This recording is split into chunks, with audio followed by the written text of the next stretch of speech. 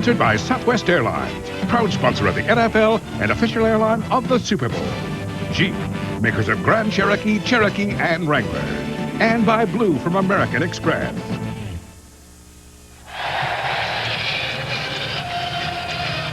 Let's go back and take a look at the touchdown pass. 5 receivers here for the Jaguars. Here's Jimmy Smith in the slot. He's going to lock up with Marion, and it becomes man coverage down in the end zone. If you watch Smith, though, in the end zone, watch this little push-off right there. He really gets away with separating himself from Brock Marion. Fabulous protection in the pocket. Mark Brunell allowed to step up, but Jimmy Smith got away with a pretty good shove on Brock Marion. Dan Marino opens with 3 wide receivers on first down, and he will throw. Mild play action, goes left, intercepted by Aaron Beasley. Picked off by Beasley, and the problems persist for Dan Marino. How about that? Beasley led this Jacksonville team with 6 interceptions this year. Marino was picked off 17 times, including 5 against Dallas. And look how this one opens up. And Beasley, knowing that he had safety help behind him, dropped off his receiver even before Dan Marino threw the football. Beasley has already dropped off and is just sitting there waiting for that pass from Dan Marino. And I can't begin to even fathom what Dan must have been thinking about. It's stunning. Tony Martin was the intended receiver, but Beasley, reading it, knowing he had deep safety help, just sat there and waited for that pass. First down and 10 after the intercepted pass. Smith starts in motion. Brunell, again, in absence of pressure. He will scramble. Here's a test of his mobility, and he slides down at the 35-yard line in front of Zach Thomas. Now, Mark said it's going to take something really important to get me out of the pocket and running the football. Yeah, I guess he had no choice here. Again, the middle opens wide up for Mark Brunell as both, as we're taking a look at both Bowens and Gardner getting routed again out of the middle. A lot of people thought there was a mismatch here with Tilsky, Wade, and Wiegert, the middle of Jacksonville. So far, not the case. Second down and 4. Handoff Taylor, cutback play again. First down at the 30-yard line for the Jacksonville Jaguars. Zach Thomas, Derek Rogers make the stop, but too late. First down. I think everybody is stunned by that interception. I guarantee you Jimmy Johnson is stunned. You'd love to give credit to Jacksonville for making some highlight film play, but in reality, that it's just mind-boggling that Dan just threw that thing away in the flat like that right to Beasley. On first and 10 from the 30, they go out of the shotgun, and the handoff goes to Taylor. Well, let's check in with Bonnie Bernstein. All right, Vern, it seems no one may have benefited more from the Jaguars' first week bye than Mark Brunell. We mentioned that he's wearing 2 braces. This one's going to be on the left leg for that MCL sprain. The other one he's been wearing since '97 from an injury he suffered on his right knee. Brunell told me before the game he feels 95%. He said, I might not have that quickness, but we don't want to change the game plan up. So we'll see those sprint outs and those naked bootlegs. And so far we're seeing exactly that, Vern. All right, Bonnie. That just sounds awkward, Dan. I played with both braces, but I certainly wasn't a quarterback. Here's Smith. Third catch. Out of bounds, just short of the yardage needed for the first down at the 20. Sam Madison defending. For those of us that have enjoyed watching Mark Brunell over the years, we know that improvisation is such a big part of his game. He just wonderful mobility. He's not a pure pocket passer. Boy, that is just a veteran wide receiver getting off the football. You see Jimmy Smith, a push and a shove from a corner is not enough to slow him down. He does a nice job routing Sam Madison off of the ball. It's just a quality release. James Stewart in the lineup, and he comes over left tackle. That would be Ben Coleman's spot today, and that appears to be enough to give Jacksonville a fresh set of downs. Sean Wooden with the tackle, number 22. No gain, third down. Nope, short of it. Well, they're going to bring the chains in. They're going to go ahead and measure this anyway. When they first placed the ball, it appeared that it was on the 20-yard line.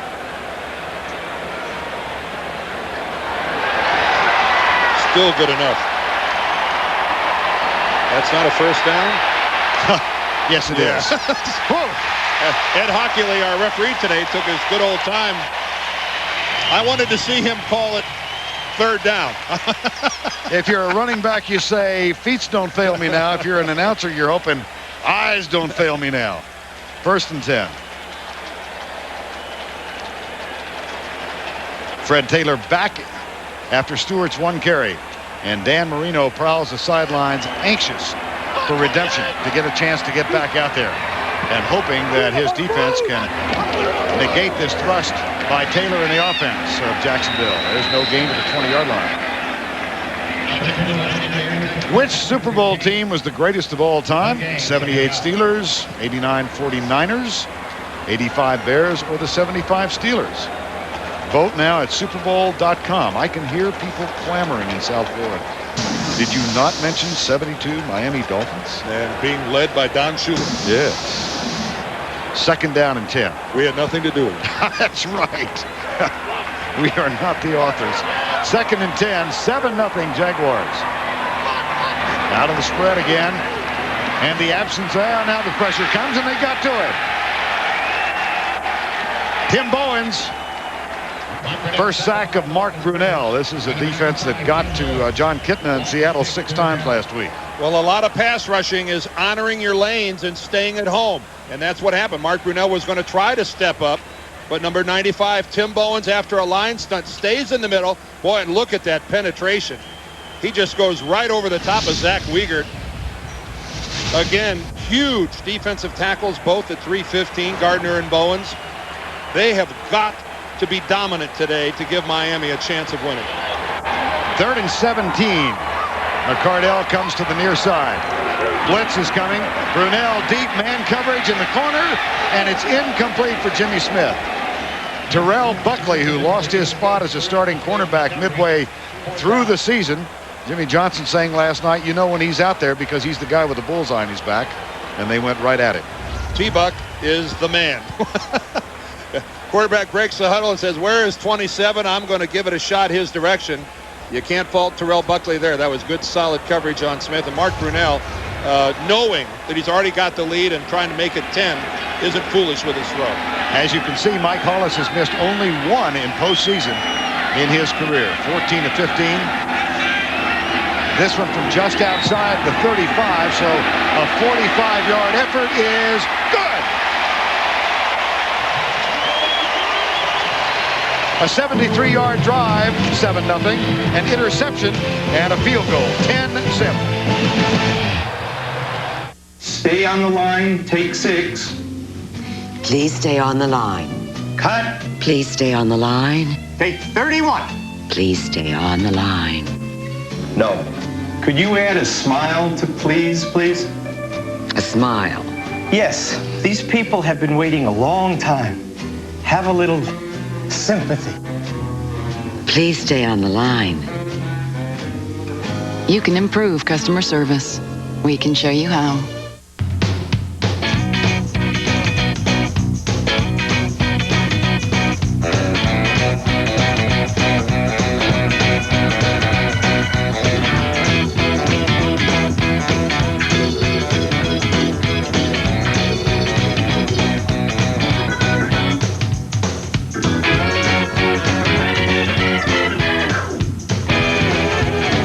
Introducing Blue from American Express, a whole new kind of credit card. Let's move on. Do your business. Your business is important to us. It doesn't sound sincere. Your business is important to us. Take 55. Your business is important to us. Put a beat in between business and is. Your business is important to us. You can improve customer service. We can show you how. Judge Amy Gray's next custody battle I'll fight you, Michael. is over her own child. He's trying to take your daughter away from you. All new Judging Amy, CBS Tuesday. You are watching CBS Sports, Olaf Babel has the second green home check. of the Masters. You hear announcers all the time talk about, oh, it'd be good for another 5 yards. Look at the football here drop in, this 45-yarder from Mike Hollis. That was good by about 2 feet. Right into the wind. He really powered it through there. Steve Lindsay, Brock Marion comes up and grabs it on the run at the 10-yard line and is met and driven down at the 26-yard line by Chris Howard, number 24. Well, Dan Marino and the offense have run one play thus far. In the future, people will live to be 200, but look 30. we'll make cars that drive themselves. There will be one pill that cures There will be everything. homes under the sea. Factories that don't pollute. Toys that play back. Vacations on Mars. In the future, there'll be a virtual assistant to do all my chores. There'll be clothes that make I'll us have stronger. my own business. In the future. Introducing Blue from American Express, a whole new kind of credit card.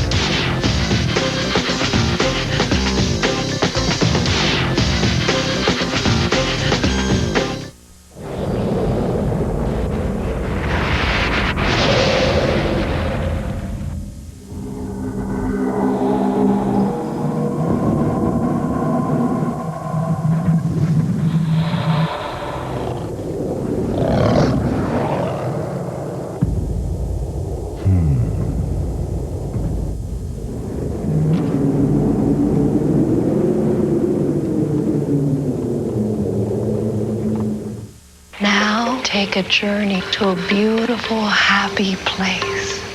And Debbie, where are you? In a beautiful garden. Brad? I'm on a sandy beach. Richard? I'm at my computer trading stocks on Ameritrade for $8. $8? Flat rate? $8. I'm off the beach. I'm trading stocks. Chant with the freedom Ameritrade brings. Trading with Ameritrade is very relaxing. Last Saturday, a soccer mom from Kentucky won $500,000 in 3 minutes. Who will be next? Join Dick Clark for Winning Lines, CBS tonight. The NFL on CBS is sponsored by Bud Light. For the great taste that won't fill you up and never let you down, make it a Bud Light.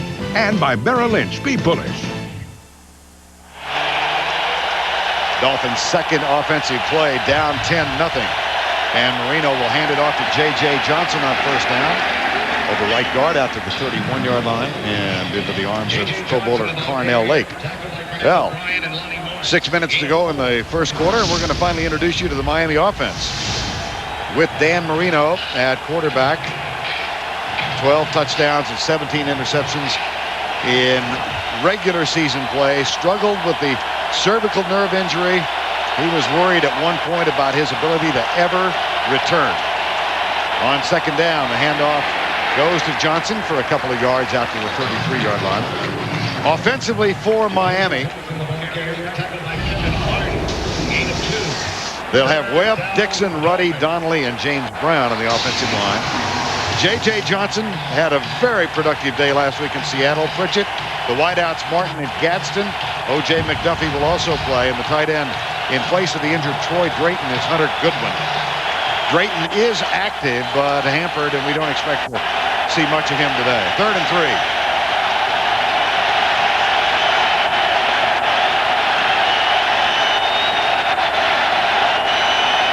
Marino will pass for the second time. Walks it out in the vicinity of Aaron Beasley, left side. Defensively for Jacksonville, say hello to them and then say goodbye as we get ready to punt. Wynn, Walker, Payne, and Brackett. Swap, Mart, and Hardy, the linebackers. And you've met Aaron Beasley, Fernando Bryant, the rookie, Carnell Lake, and Donovan Darius complete the secondary. Tommy Hutton is on the punt on 4th down. Reggie Barlow awaits it. And this is a fine punt riding the wind. And it will stop. Hutton had a marvelous day last week in Seattle in the Dome, providing field position for the Dolphins. And he certainly fulfills his task here. 57-yard punt. Nothing on the return. Down inside the 10.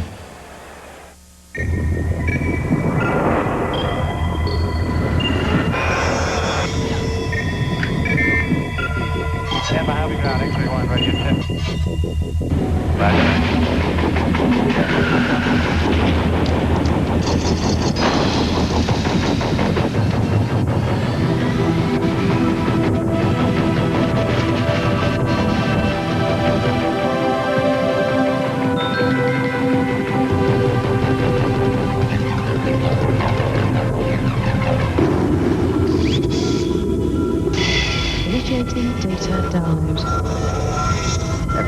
We're still bullish.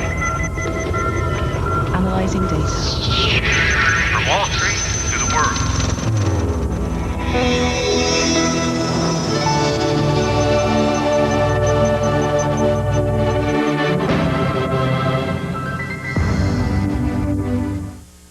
Big news! My honey barbecue wings are back. Got a new sandwich, too.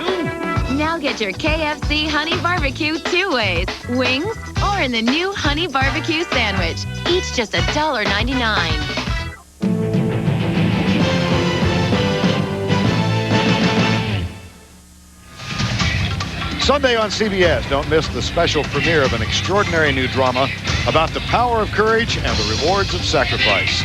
Blair Underwood and Vivica Fox star in City of Angels special premiere. Sunday at 8, 7 Central on CBS. And overhead, the Blood One airship flying over Jacksonville today to provide all of us with these spectacular aerial shots. After the 57-yard Tommy Hutton punt, third possession now for the Jaguars, and they are pinned inside their own 10 with the first down at the 9-yard line. Vern, this will be Jacksonville's 18th offensive play. Miami has run a total of 4.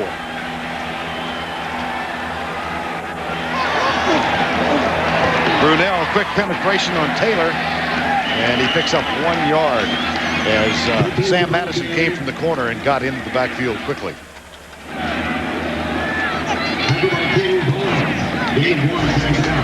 Jimmy Smith opened this thing up with a 41-yard catch.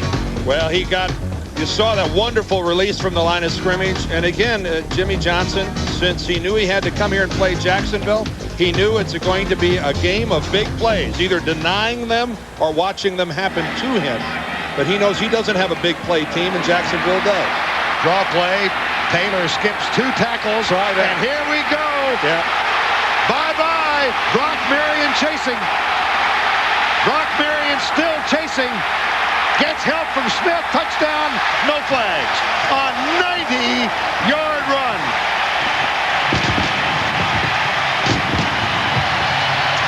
Could have sworn we were just talking about big plays. One team has them and one team doesn't.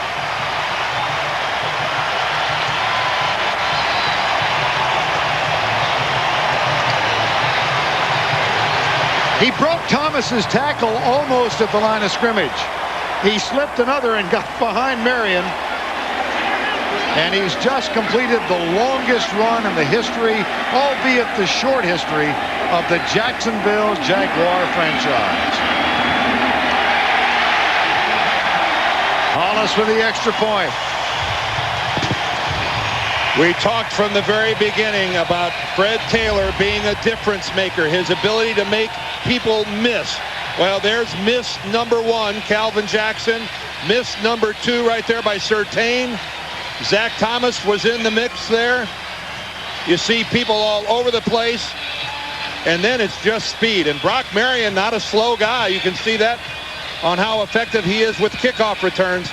And I would say, Vern, that the hamstring of Fred Taylor is just fine. Keep in mind, Fred missed 6 games this year. And right there, I think we're looking at a good reason why he was their number 1 draft choice last year. Well, I mentioned Zach Thomas had missed a tackle. It's clear on replay that Thomas got knocked away from contact by Calvin Jackson's missed tackle. Yeah, Calvin Jackson, the first one in there. But this is just running skill by Fred Taylor. And right now, Jimmy, I know we got to try to be upbeat. We got to wrap up. But this, given the problems Miami has had offensively, we got to wonder how big a hole this really is. There's the kick. And it's taken by Wilson at the 7-yard line. And he is knocked down as he gets to the 26-yard line. Well, if you're Miami, I guess the finest reminder you can have is Kansas City 17, Oakland nothing in the last weekend of the regular season. Oakland came back to win that, and that helped get Miami into the playoffs. But what a shocker. Well, it's flying in the face of everything Jimmy Johnson knows is good for his team. Even if we're not spectacular, we got to hang in there. We got to be close. We've got to be in a position to try to win the game in the fourth quarter. Now staying close is out of the question without taking some chances. And every time the Dolphins have taken many chances this year, it's blown up in their face. Look at the disparity in yardage. 171-yard difference. Marino hit from the backside. Fumble the ball. Oh, Lord, Jacksonville has it. And this ball is live. This is still live. Tony Brackens. They haven't blown a whistle yet. No. And finally, he rumbles toward the end zone. That's a touchdown. Oh, jeez.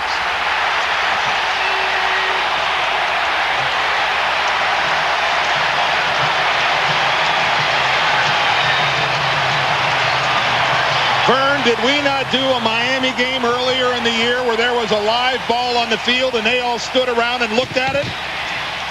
And that is exactly the case here. Nobody blew a whistle after the fumble by Dan Marino. Tony Brackens, here's Ed Hockley. The call was recovered by Jacksonville, and the player was not touched down by contact. Therefore, the result of the play was a touchdown. What Ed Hockley was saying right there was that after the fumble, nobody from Jacksonville was down by contact. Jimmy, of course, incredulous that that's the case. Hollis for the extra point.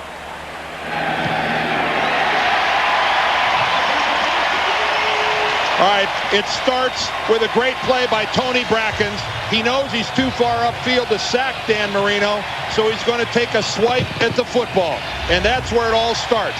Coming from your right, we're going to see Tony Brackens. There it is.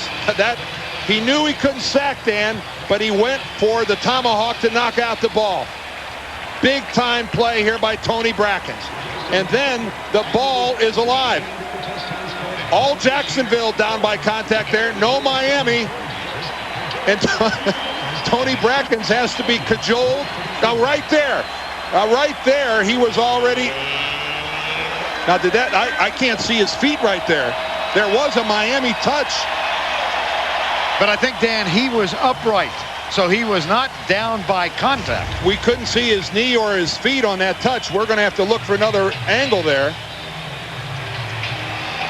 There was a Miami touch. The question would, Tony Brackens would have had to have had a knee on the ground when that touch occurred. This is tackle football. Not flag football, not touch football. Mercy, which is what Miami is in need of. Marion at the 5. The torture has been unending for the Dolphins. Marion to the 26-yard line.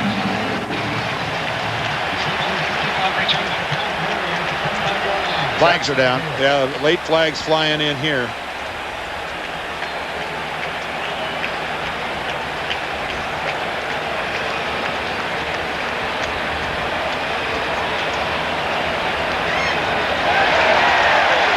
Well, how's that for making matters worse for Miami?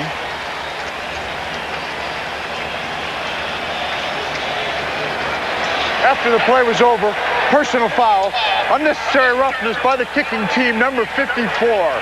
15-yard penalty. It's first down.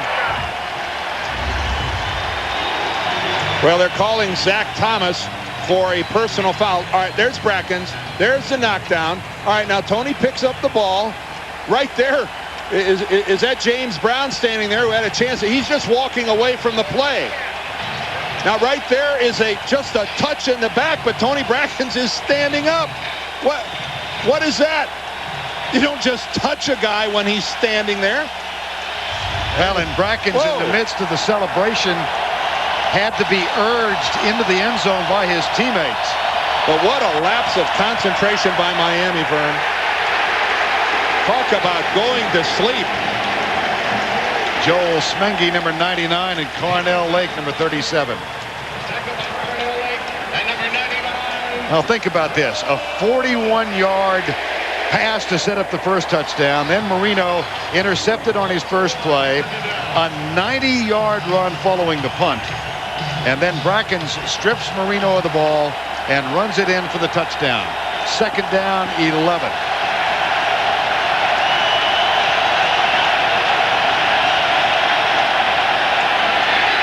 Well, You know, Tony Brackens initially didn't realize what he was doing, Vern, that the play was still alive. Luckily, a lot of his teammates, Bryce Pop and others, realized what was going on and got him up and got him moving.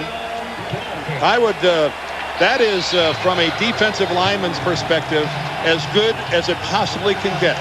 You cause the fumble, you get the sack, and you pick it up, and you end up in the end zone with it. And you're nurtured en route.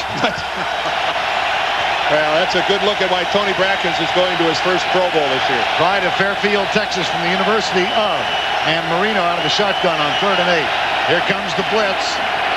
Marino moves to his left, pulls up, fires it incomplete. Beasley covering Rondé Gadsden. And Gadsden has got to do something to try to get open. He's just standing there with Beasley in front of him. Dan Marino has absolutely nowhere to go with this football. Dan limited mobility and all, buys some extra time, but he has no option but to throw that thing over into his own bench. On 4th down, here's Hutton. Barlow awaits it.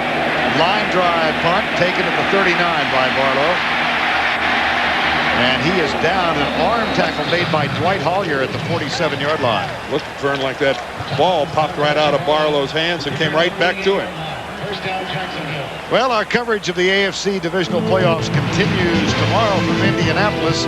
Eddie George and the Titans against Peyton Manning. You know them well by now. Terrence Wilkins, Marvin Harrison, Edgerrin James. Heck of a matchup tomorrow, 4 o'clock. The Titans at Indianapolis, and it begins with the NFL Today at 3:30 Eastern Time. Well, it's stunned, shocked. We're going to run out of adjectives to describe what has to be going through the minds of the Miami players. Another missed tackle. Taylor to the 45, the 35. That's a gain of 18. Well, Fred Taylor is the whole package. Once again, Calvin Jackson left in the dust of Fred Taylor. And by the time anybody from Miami catches up, that time Derek Rogers, it's first down yardage. And right now, Miami somehow defensively, in the face of this huge deficit, they just can't quit. They can't stop. Zach Thomas somehow has to rally his troops. Here's James Stewart, and he gets a couple inside the 35 to the 33. Mark Brunell telling us that James Stewart, in his mind, was the most valuable player of this team this year. And it's and last year as well, with the way he filled in for Fred Taylor. But Vern, you and I have been around the National Football League for a while. It's been a while since I've seen an explosion of this magnitude in the first quarter of a football game, especially a playoff football game. Hey, you've got 2 weeks worth of big plays already in the first quarter by Jacksonville. 2nd down and 9. Shelton, draw play, no, play fake, Brunell. Plenty of time, goes deep in the corner, right side, and it is tipped away at the end zone, intended for McCardell. And Sam Madison was back there. Well, Sam Madison had an interception.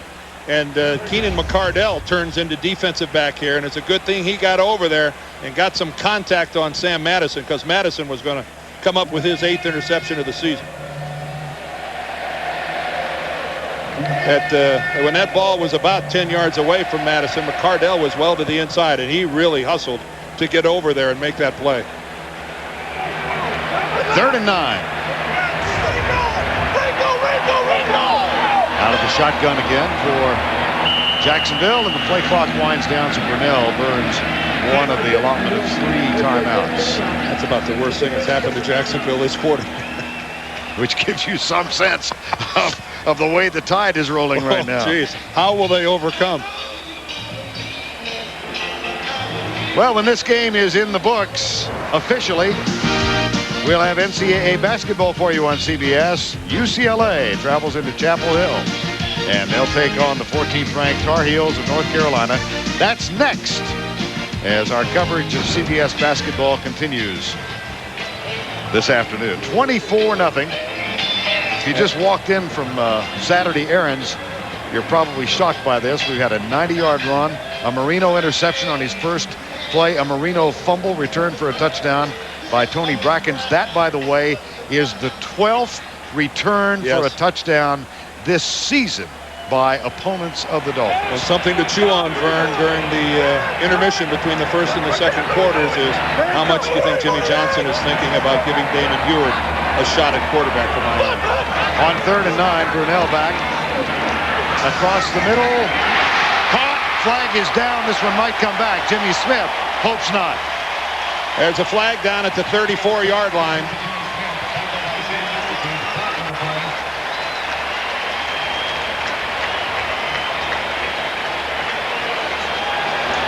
And back it comes on the procedure call.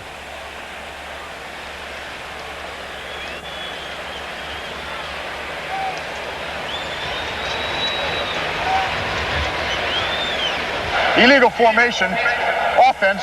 Number 86 was off the line of scrimmage. There were 6 men on the line. It's a 5-yard penalty. Repeat 3rd down. And that is the end of the first quarter. And some first quarter it has been, particularly from a Jacksonville perspective. No misprint. It's 24-0 Jaguars. We've reached the end of one.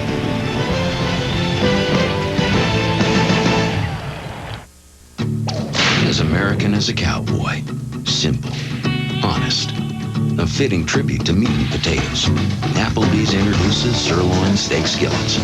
Perfectly grilled sirloin sharing a skillet with homemade potatoes and finished off with your choice of 4 toppings. Like hearty mushroom sauce. So much flavor, you can barely fit it in a skillet. For a limited time only, sirloin steak skillets. As unique as the West, as American as Applebee's. A little stress?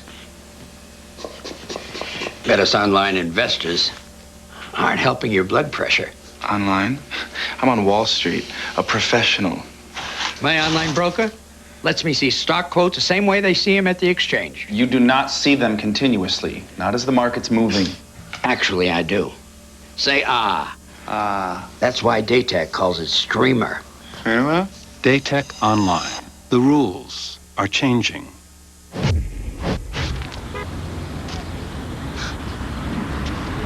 Whoa. Oh, you want to race?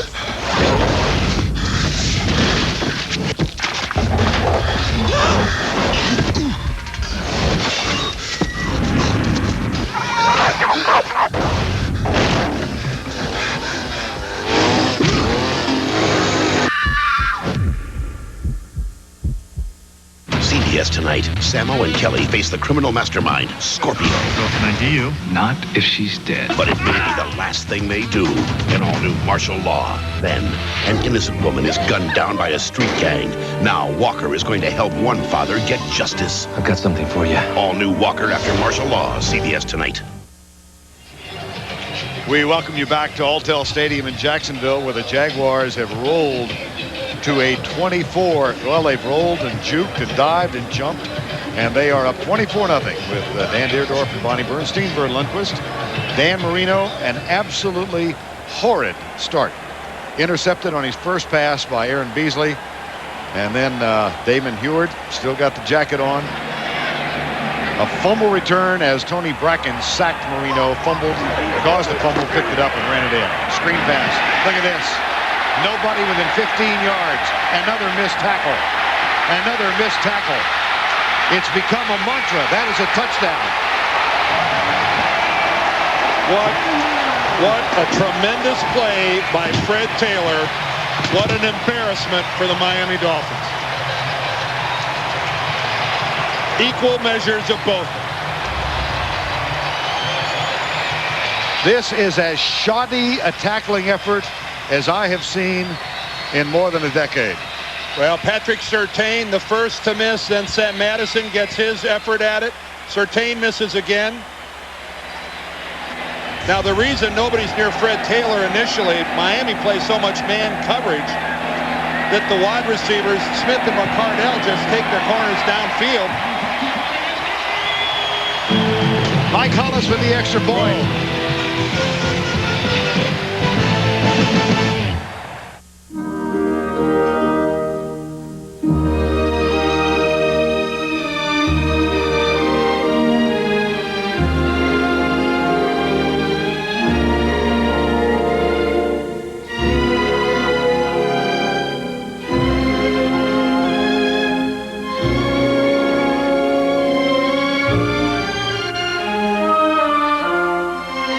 Introducing Blue from American Express, a whole new kind of credit card.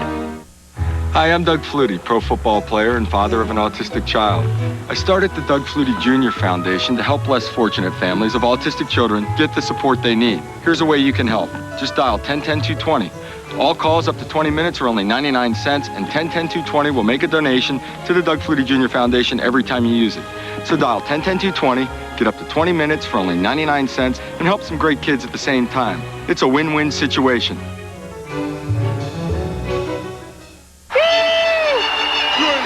Shannon Sharp, please. Has always talking trash. You're paying, baby! He's always trying to get inside your head. Lehorn, you don't know your elbows from your... And sometimes, he can get downright nasty. I bet you pay transaction fees on your mutual funds. Your mama pays full commission. You know how to calculate a PE ratio? When we created a smarter kind of investment firm, How diversified is your portfolio? we created a smarter kind of investor. You can't even spell Dow Jones. Okay, guys, let's get this right. To calculate a PE ratio, you divide the stock price. Next, UCLA collides with North Carolina. Tomorrow, the big boys of the Big East, St. John's and Connecticut. Or a Big Ten battle, Illinois and Michigan on CBS. 12 seconds have been played in the second quarter. Fred Taylor with 2 touchdowns. A 39-yard pass reception earlier in the afternoon. The longest run in NFL playoff history from scrimmage, 90 yards for a touchdown. Followed it up with a run that might have included the most missed tackles in NFL history. And the point total posted by the Jaguars, second most in the first quarter in postseason history. This one taken by Brock Marion at the 8-yard line. And he's cut down as he gets near the 28-yard line. Well, if you want a play to symbolize the tempo of this game and the tenor of this game, look at the last touchdown reception. Well, first of all, the blitz up front. They sell out. You can see right there that Brock Marion came on the blitz. Jerry Wilson came on the blitz. All right, the first guy, that's Sean Wooden. He's the first guy to miss. And then right there you see that Sam Madison missed. And Surtain.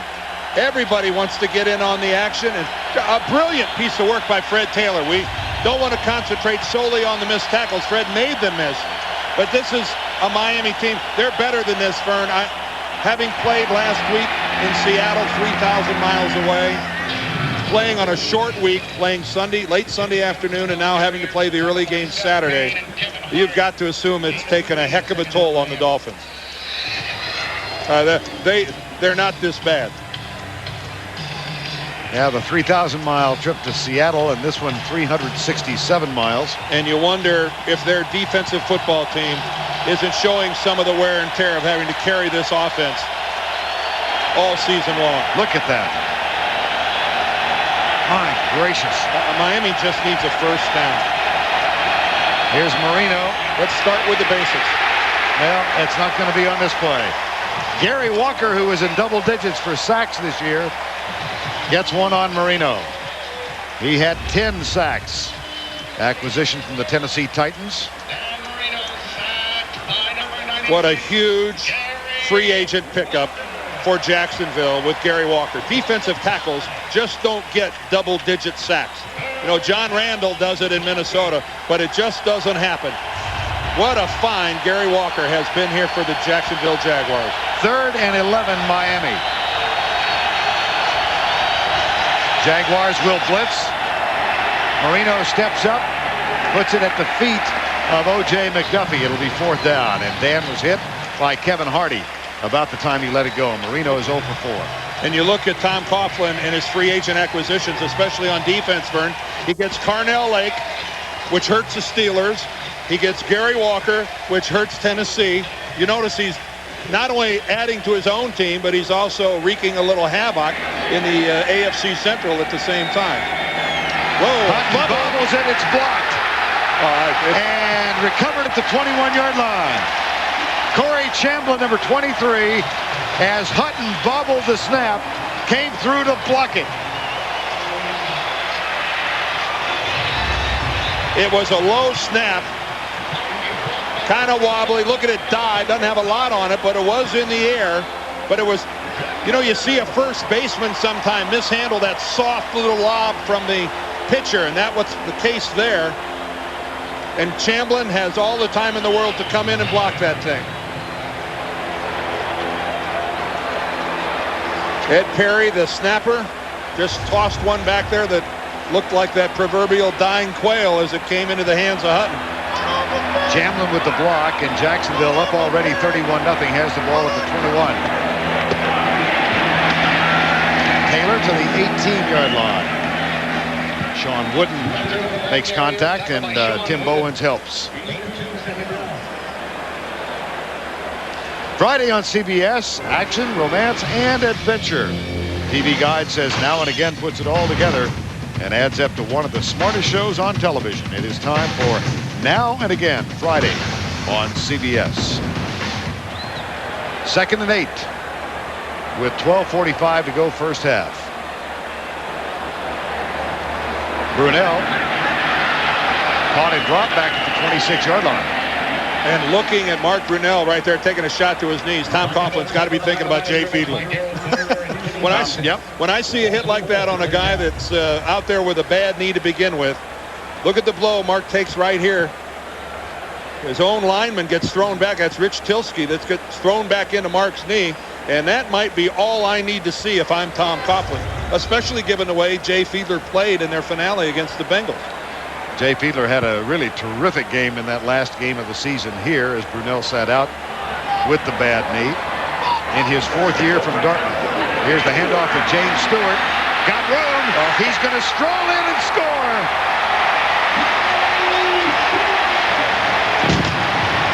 Flag in the end zone.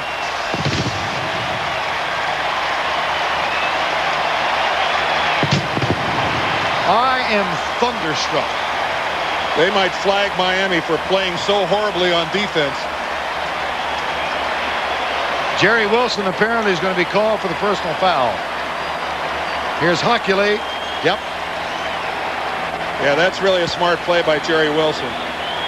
Putting James Stewart to the ground in the back of the end zone. Yeah, that's showing him.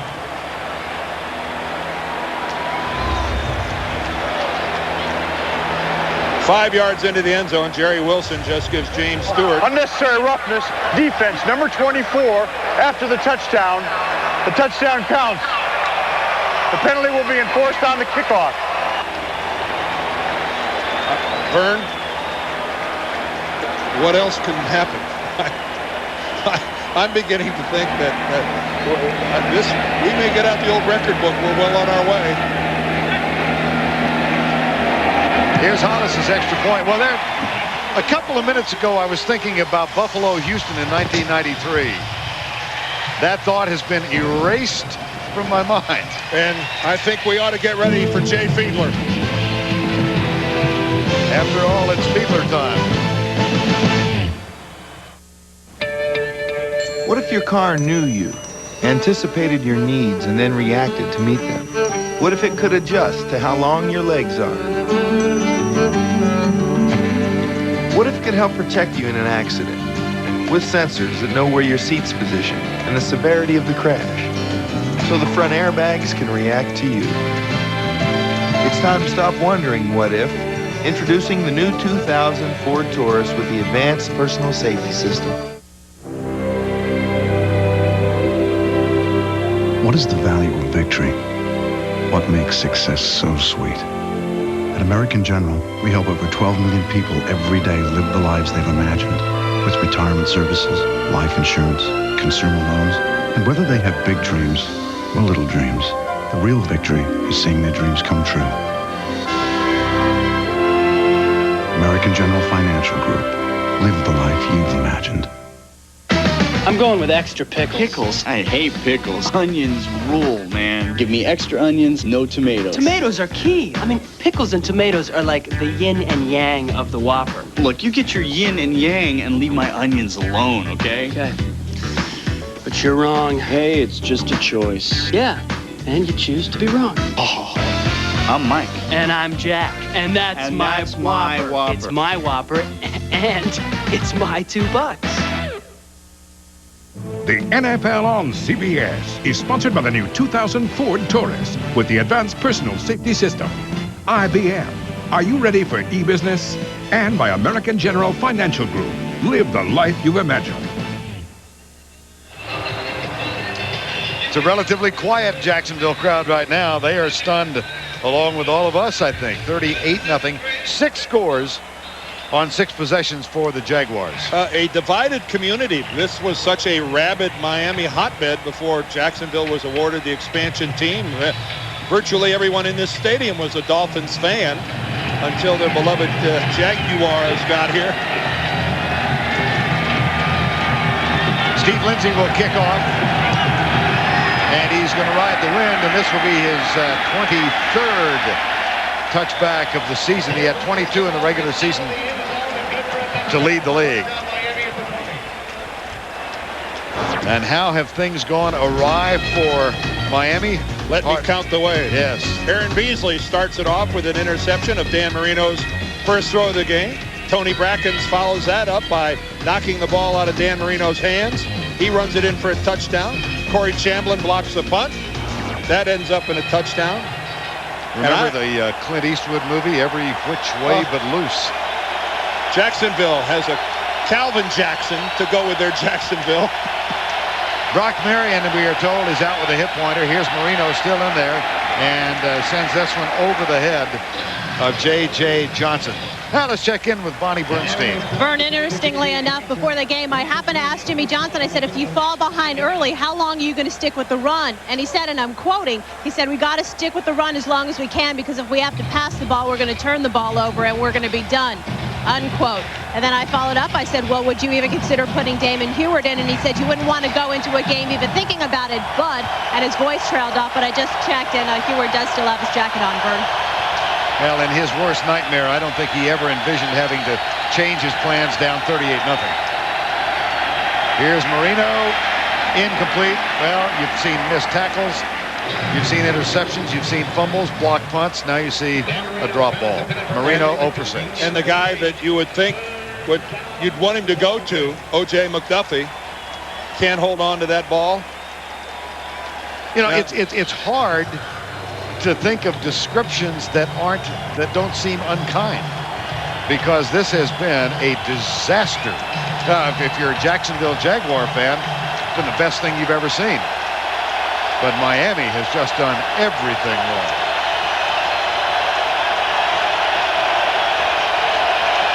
Out of the shotgun, blitz coming. Deep left side, intercepted by Beasley at the 40-yard line. Trying to find Tony Martin. The ball too far to the inside, and you know, what choice does Dan Marino have but to try to make something happen? But this is catastrophic for the Miami Dolphins. Tony Martin wasn't even turned around really in a position to make a play. By the time he really gets all the way around, he doesn't have any chance to react back to the football.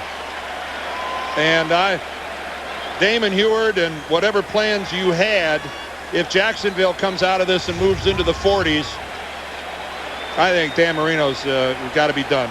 New quarterback for the Jacksonville Jaguars is the fourth-year man, Jay Fiedler. Hands it off, and Taylor is stopped behind the line of scrimmage at the 41 by Rich Owens, number 96. Jay Fiedler signed as a free agent last summer. He is in he signed a one-year deal. Yes, very key, right? Yes, absolutely. Fiedler will be a free agent after this season, whenever that ends for Jacksonville. Certainly not ending today. They have the home field advantage, so either Indianapolis or Tennessee will be here next week. And still working. Yep. You'd expect no less. Second down and 12. Fiedler play fake. He is chased and dumps it at the feet of Damon Shelton. That will be an incomplete pass. Rich Owens providing the pressure. They took advantage of being out of the tight end pocket and got the ball back close to the line of scrimmage, so no intentional grounding, even though Rich Owens is all over him and has a hold of it. At one of the quarterback's only luxuries once the referee deems you're out of the pocket. Rich Owens, one of the guys that's really had a wonderful year. And how much better could this have worked out for the Jaguars today to get Brunel out of this game healthy. On 3rd and 12, here's Fiedler across the middle. Incomplete. It'll be 4th down. And this is the first time that Jacksonville has not scored on a possession intended for McCardell. I'm sure Coughlin will rip him over on the sidelines. Aaron Beasley, 2 interceptions today. 6 in the regular season. Here's Brian Barker. O.J. McDuffie back to return it.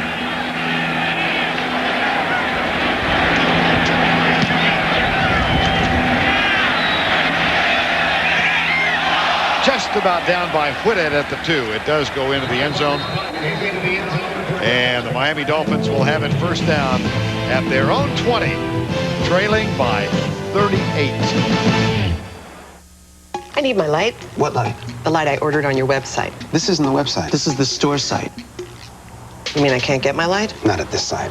Same store, same lights. Different system, different sites. I came in here because I thought I might find the same things that were on the website. Doesn't that seem right? Now, in hindsight, if the site was tied to the website, then it would be easy for us to give you your light. Excellent insight, Dwight. Forget it. One company, one place for information. Now there's an idea. Good night. Out here, the stories unfold like a map. Stories written across the sky with the tip of an eagle's wing. Stories to fill a scrapbook you'd want to page through again and again. But first, you've got to go to where the stories live. You'll need an outfitter for the journey. Ford is your outfitter. With the most far-reaching sport utilities on Earth, created to take you where the stories begin and never end. Ford Outfitters. No boundaries. It is a young giant of a communications company, delivering record profits while outpacing the industry growth rate. Today, MCI WorldCom has in place the only wholly owned local-to-global network end-to-end, able to handle nearly every form of communication. Ever-growing, MCI WorldCom is already positioned to serve 2/3 of the world's business. Where do you find the visionaries? Exactly. NASDAQ, the stock market for a digital world. I love football. Hey, you win, you get paid. You about to have some fun. Welcome to the NFL. You are watching CBS Sports. What a journey it's been. Home of the U.S. Open. 10:48 to go, first half of play. Jacksonville up 38-0. And Dan Marino continues at quarterback on 1st down from the 20-yard line. Well, even though Dan has 2 picks already in this game, Vern, there is blame aplenty to be spread around this entire Miami roster. Still looking for his first completion of the day. 0 for 7. And the 2 interceptions. Here comes the defense. He goes right side. The pass is caught out in the right flat by Gadsden. Let's go down to Bonnie Bernstein. Vern, you brought up a good point, how there's you got to spread the blame around. As a matter of fact, Marino came off the sideline absolutely livid, and he walked right over to his receivers. He said, you guys have to finish your routes, Vern. All right, and he might go over the defensive guys and say, you guys have to make a tackle. It has been a completely dominant Jacksonville team. Every category one can think of. Well, the journey of 100 yards begins with a 1st down, and it'd be nice if they could get one. Left side. Gadsden again, hit by Donovan Darius. And they are looking at a 3rd down. And what they're looking at in Donovan Darius is one of the big hitters. Donovan was their #1 draft choice last year, and Tom Coughlin brought him in because he's a big striker. And right there, you could see what kind of blow he delivers when he hits a big guy in Aronde Gadsden. Ended up being a helmet-to-helmet clash there. Sometimes it's unavoidable. 3rd and 5 out of the shotgun. 4-man front for the Jaguars. They will blitz.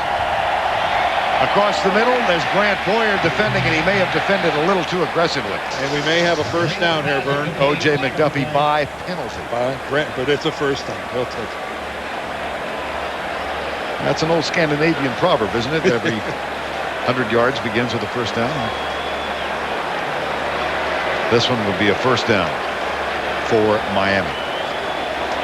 Yeah, here's Ed Hockley. Pass interference. Defense, number 52. The ball's placed at the spot of the foul. First down. Let me give you a little context. The first Miami first down comes 20 minutes and 34 seconds into the game. Boy, you're way early. And take a look at the shot that O.J. McDuffie takes. And I don't blame you. I'd be a little upset, too. That's the kind of a blow Dick Butkus used to deliver to guys coming across the middle. Play fake on first down and 10. Marino deep left side, and it's a little behind his intended receiver.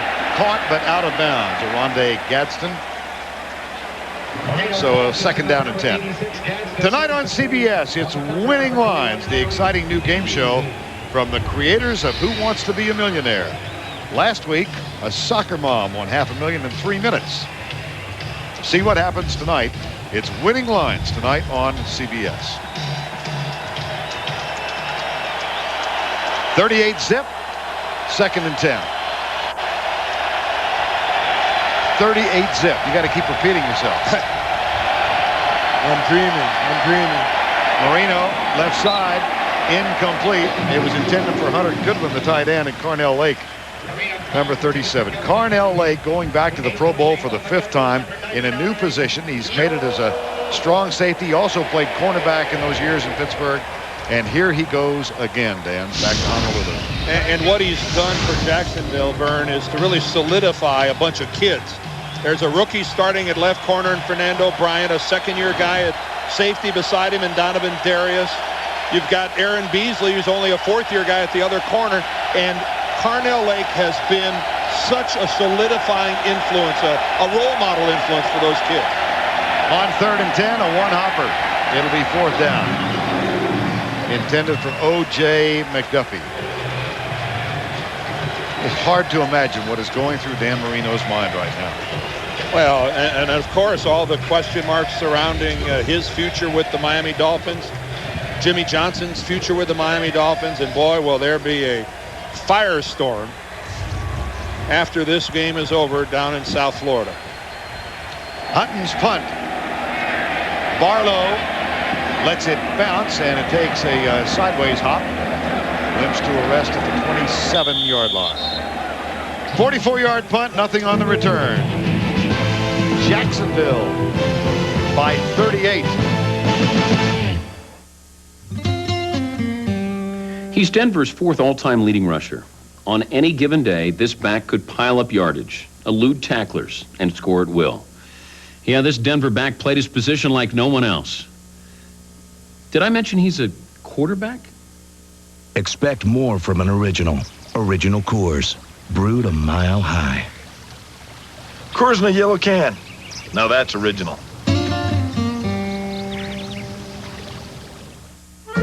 Buzz Aldrin and I don't take the same approach to investing. I like trading at home. Buzz trades from far away.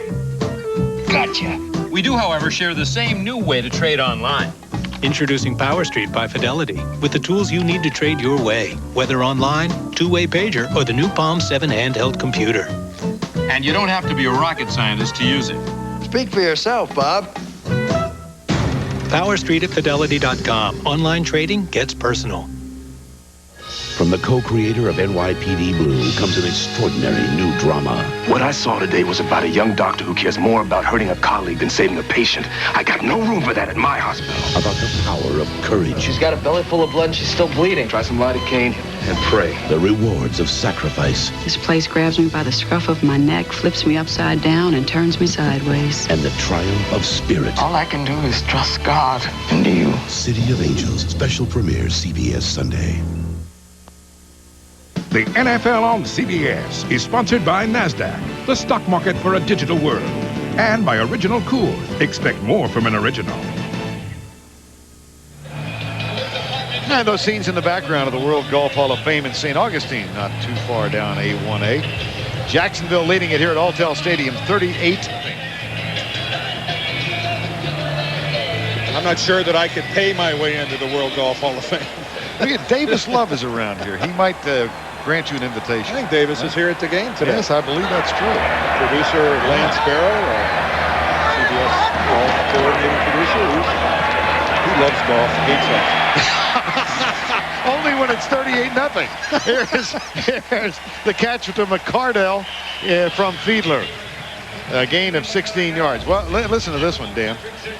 The total yardage now, Jacksonville 271, Miami 3. I mean, every way you try and cut the pie, it comes out. I wish I had something profound to say. I'm praying that you will. First down and 10. Left side, Fred Taylor. And if you turn this lane, Taylor helped get this thing started with a 90-yard run in the first quarter. 90. Tackle made by Derek Rogers. And of course it was, again, I hearken back to last year in that Monday night game here where Fred Taylor opened it up with a 77-yard run against these Dolphins. And even though they had the short work week, all they talked about was big plays, big plays. We know Jacksonville is a big play team. We can't let it happen, and yet that's all there has been, big plays and shoddy tackling by the Dolphins. McCardell in motion. Fiedler across the middle. Flag is down. McCardell has a first down if the play stands at the 44-yard line. Tackle made by Sean Wood. Looks like it's coming back. Got to look to the offensive linemen. When none of them make a move downfield, there's no wasted movement by the offensive line. Chad Brown is the umpire today. And here's a oh, my goodness. Whoa. Well, why not expect something like this? Well, they're like cows. They're not moving until they're told to move. Personal foul. Defense. Number 92. Head slap. 15-yard penalty. First down. That's on Daryl Gardner. Well, we wondered about Dan Marino's state of mind. Jimmy Johnson has just got to be. Daryl Gardner is the raging. defensive tackle right there. He's out of the frame, and he must have cranked some. Fred Taylor's down on the ground right there. I wonder if he cranked him. And the ball is marched down inside the 30. Well, like, a personal foul is tacked on at the end of the play. The second personal foul so far on this Miami defense. Obviously, frustration rises to the surface when you're getting it put to you like Miami is right now, but you've got to be a professional. You've got to keep it under wraps. Left side, Taylor in trouble. And Jason Taylor tackles Fred Taylor. Well, let's give you a quick chronology of the Jacksonville possessions today and the results of each. They opened with the opening drive of the game. The highlight was a 41-yard catch by Jimmy Smith. Then an interception led to a field goal. Now a 90-yard touchdown. That makes quick work of a 91-yard drive. But look at these, Vern. A 2-yard touchdown drive, a 2-play, a 4-play, and a 3-play touchdown drive. You're supposed to have to work for it a little bit more than that. Second down and 17. And the carry over the right side by Fred Taylor. CBS Sportsline will deliver the latest sports news and information to you via email every morning. We invite you to sign up today at cbs.sportsline.com. Fred Taylor out, James Stewart in. And I think it's really the point where you wonder how much more the Tom Coughlin is going to play Fred Taylor. I think we're going to see a lot of Chris Howard today. 3rd and 12. That's James Stewart heading to the right side, left side. Fiedler tackled at the 22-yard line by Terrell Buckley.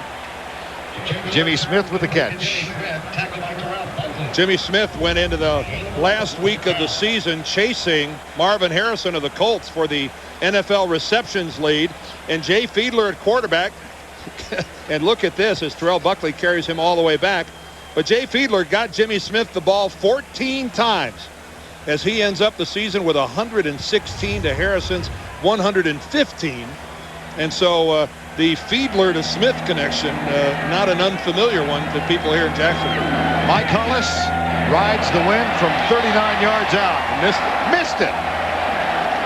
He had a string of 14 consecutive postseason field goals made.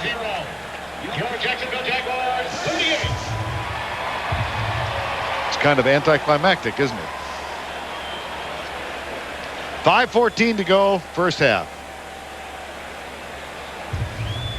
Well, Dan Marino is still at quarterback for the Miami Dolphins, facing, well, what would be an extraordinary accomplishment. It appears to just move into Jacksonville territory. They have one first down so far in the game. That was by penalty on their last possession. Autry Denson is in at running back now, replacing J.J. Johnson. Had a string of 4 consecutive carries in the game against Seattle, and he gets the give on this one to the 31-yard line. Coming up on the NASDAQ halftime report, Jim, Craig, Randy, and Jerry will have first half analysis. I'm anxious to hear that. And the latest playoff news, the Rams' Isaac Bruce will be joining the guys as they preview tomorrow's NFC playoff game between Minnesota and St. Louis. That's all coming up on the NASDAQ halftime report. 2nd and 7. Of course, tomorrow afternoon, that wonderful matchup between Indianapolis and Tennessee, the 2 strong football teams. That one might be a lateral. It is a lateral. It is a lateral. That's a free ball, and it is recovered by the Jacksonville Jaguars at the 6-yard line. Donovan Darius got to it first. Autry Denson went behind him, and the officials immediately signal lateral. Boy, where's Frank Wycheck when you need him? Pass was backwards. It was a backward pass. Recovered by Jacksonville. First down.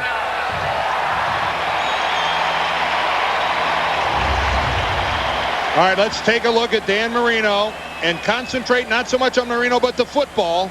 And there he is right at the 25. The ball's right at, just inside. And certainly that ball by a good yard or more is a backward pass. And again, Denson doesn't make much of an effort to get to the football. But right there, he pulls up and kind of lackadaisical about really, I think maybe it's dawned on him that it's a live football. But Autry Denson, who's a rookie from Notre Dame, just, again, another Miami mistake. In an almost aw-shucks attitude, Jimmy Johnson has thrown the red flag out and challenged the ruling. I don't think he needs the timeout. No. This won't take as long as it took Phil Luckett last week. Let's look at it from the sideline camera. There's the ball being released just as Dan crosses the 25. And where Denson touches the ball, he's back around the 23. This is a live football, and again, alertly, Jacksonville realized it. Another look from upstairs. There's the release point right there. Take a look at Dan, release the football. No question that is a backwards pass. Ed Hockley will go under the hood. But right there, Denson kind of pulls up. You can't ever assume that it's not a live football as a back. And it all begins with the fact that Denson should have caught it to begin with. But if you don't catch it, at least go get it. Jimmy Johnson has challenged. So Ed Hockley looking at the replay. This might be a mercy challenge by JJ. And if the ruling is upheld, the initial ruling, this will be the 4th Miami turnover. This might be Jimmy saying they can't score as long as the referee's over there looking at a monitor.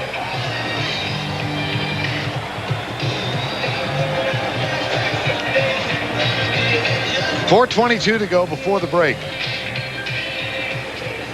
As with all replays, we remind you that the call on the field was a backwards pass. Right.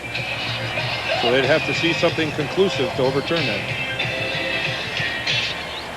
After reviewing the play, the ruling on the field stands as called.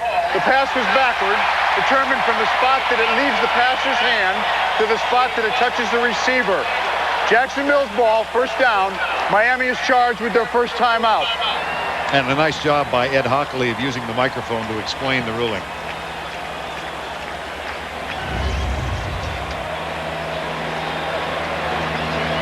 One last look.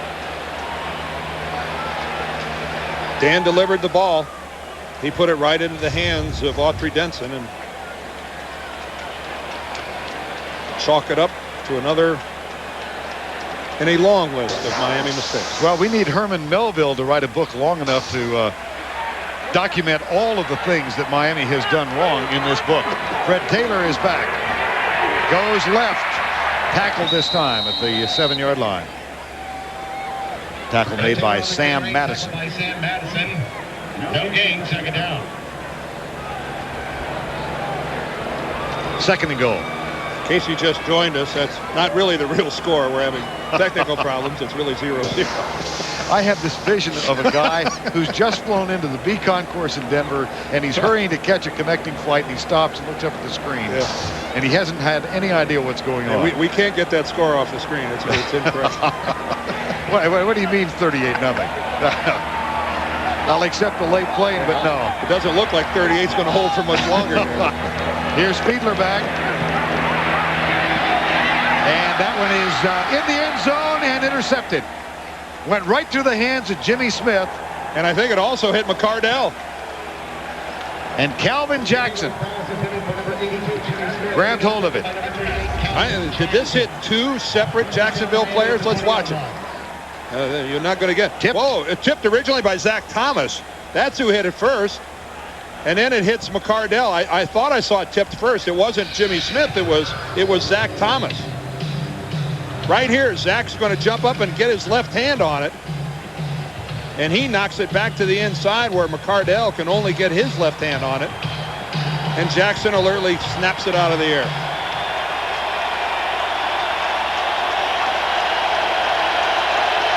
Well, that's a good effort and a good read by Zach Thomas getting back to the inside. On first down after the interception, Marino drops back. And that one is up for grabs and almost intercepted at the 45. Dan Marino and Tony Martin had different ideas about the route. Dan Marino's pass is in it for Tony Martin. Now this ball nearly intercepted. Dan under duress in the pocket. Let's look at the Jacksonville pressure as it comes right up the middle. Gary Walker, number 96, down around Dan's knees. But Dan had a pretty good look at what was going on. And about 5 yards beyond Tony Martin. Now, don't automatically assume that that's a horrible throw by Marino. Tony Martin didn't look to me like he was really digging out that pattern. Second down and 10. Play fake. Marino. That's caught, and it's intercepted in midair. Are you kidding me? Carnell Lake just takes it away. Vern, that's going to be a catch, a run, and a fumble. And I don't know that you can go to the book and find any more ways that things can go awry. Look at the look on Jimmy's face. He's trying to glance up at the video board. I know Jimmy's been down the block and been to a few rodeos himself. Puts the ball right onto the hands of J.J. Johnson. Right to Carnell Lake. 5 Miami turnovers. 5. Cinco. If you tried to practice that, you couldn't do it. Foomph. This has been a collection of both the bizarre and offensively terrifying plays by Miami. So on the 5th turnover, first down and 10 from the 30, Fiedler will try and conduct another score. Puts it out there, caught by Damon Shelton at the 18-yard line. The fullback, Jay Fiedler, who got to play in relief 4 different times this year. Live above Alltel Stadium today is the Bud 1 airship, providing beautiful aerial shots of Jacksonville and of today's game. That was a nice soft touch by Jay Fiedler, running to his left for a right-handed quarterback and able to feather it back downfield with accuracy. Jay plays with a lot of confidence. And off Fred Taylor to the 15-yard line. Well, the name is familiar to everyone who loves music. Of course, Arthur Fiedler, longtime conductor of the Boston Pops, and Jay Fiedler's grandfather was a second cousin to Arthur Fiedler. And that's as close as they could Good game. Of course, the crowd now singing Deo, which was, of course, one of Arthur Fiedler's biggest hits. When he got tired of playing Sousa marches. Before this is over, here's the handoff down to the 10. We'll find a connection between Harry Belafonte and Arthur Fiedler. I guarantee. We have reached the 2-minute warning. 38-0. My first bus was a little 29-passenger bus, and of all the buses I ever owned, it's the one bus I wish I could have hung on to. Woody has had a plan from the very beginning about his business, and he's been disciplined to stick to the plan. Tony and I started having lunch in about 1979. We started out... There was a little carousing going on down there. That's right. Tony represents Merrill Lynch to me. We understand that investing is really best when it's putting your heads together and realizing that you're partners. That's where my first bus company was, right here on the left. It's rather humble, wasn't it? Give me soybeans. Yeah. Scroll up. Buy it. Buy. Next page. Close that. All right, beautiful. Sell it. All right, highlight 4. Scroll up. Up. The voice-activated wearable computer. Buy it. Yeah, baby. It may be far out, Hi, Donna. Oh, yeah, the meeting was fine. but it's not far off. I'll be on the afternoon flight.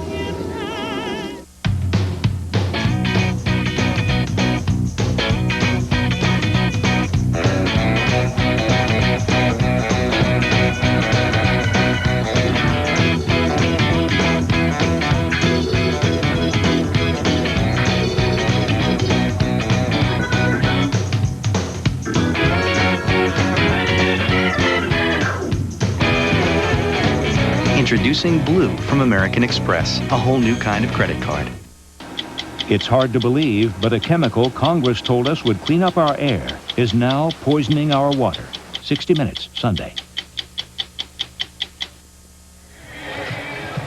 Well, being solid, upstanding citizens, we wouldn't lie to you. It's 38-0. I don't know whether to say, whoa, Nelly, or oh, my. 38-0.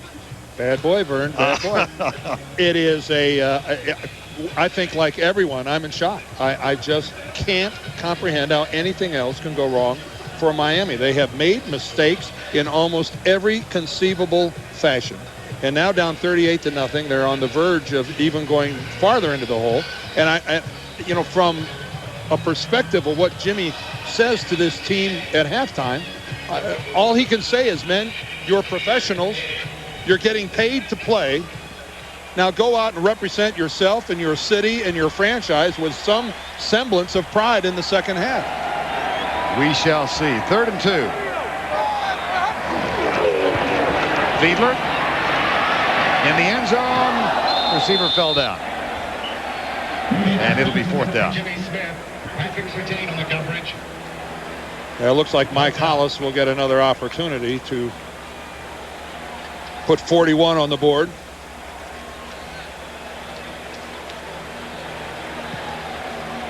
I have played this game before, and as has anyone who's really competed, where things just mushroomed and got out of control and went bad. When it happens in this type of a situation, though, in a playoff environment, it's just compounded that much more.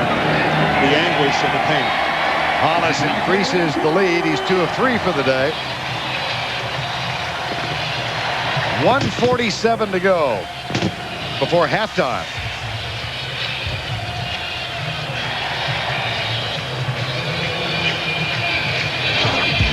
Let's reprise the TDs.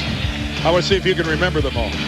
Jimmy Smith, this one is easy, 90 yards. Yeah, this will take a while. This will take a while.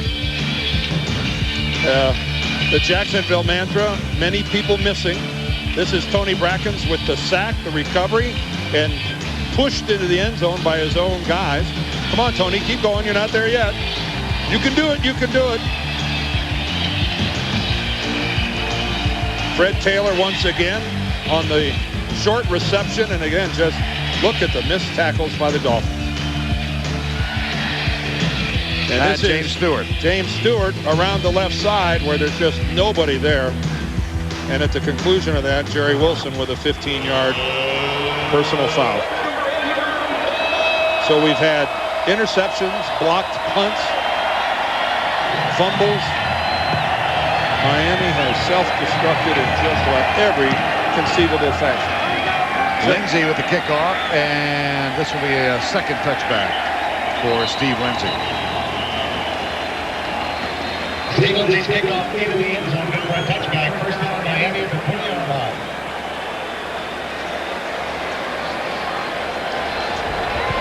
The biggest halftime deficit ever in 1990 in the AFC Championship. The Bills leading the Raiders 41-3. We're at 41-0. Let's put it this way, Vern. If this was a high school basketball game, they'd go to a running clock. If this was a high school baseball game, the 10-run rule would be in effect. That's right. We can come up with a lot of different analogies. And we'll need to. Left side, flag down.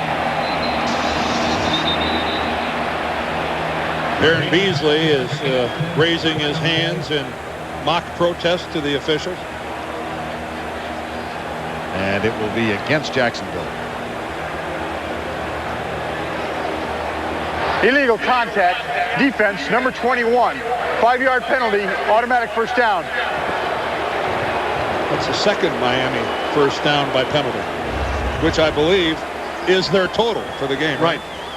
The only, think about this, the only 2 first downs the Dolphins have in this football game are on a penalty against Brant Boyer and a penalty against Aaron Beasley.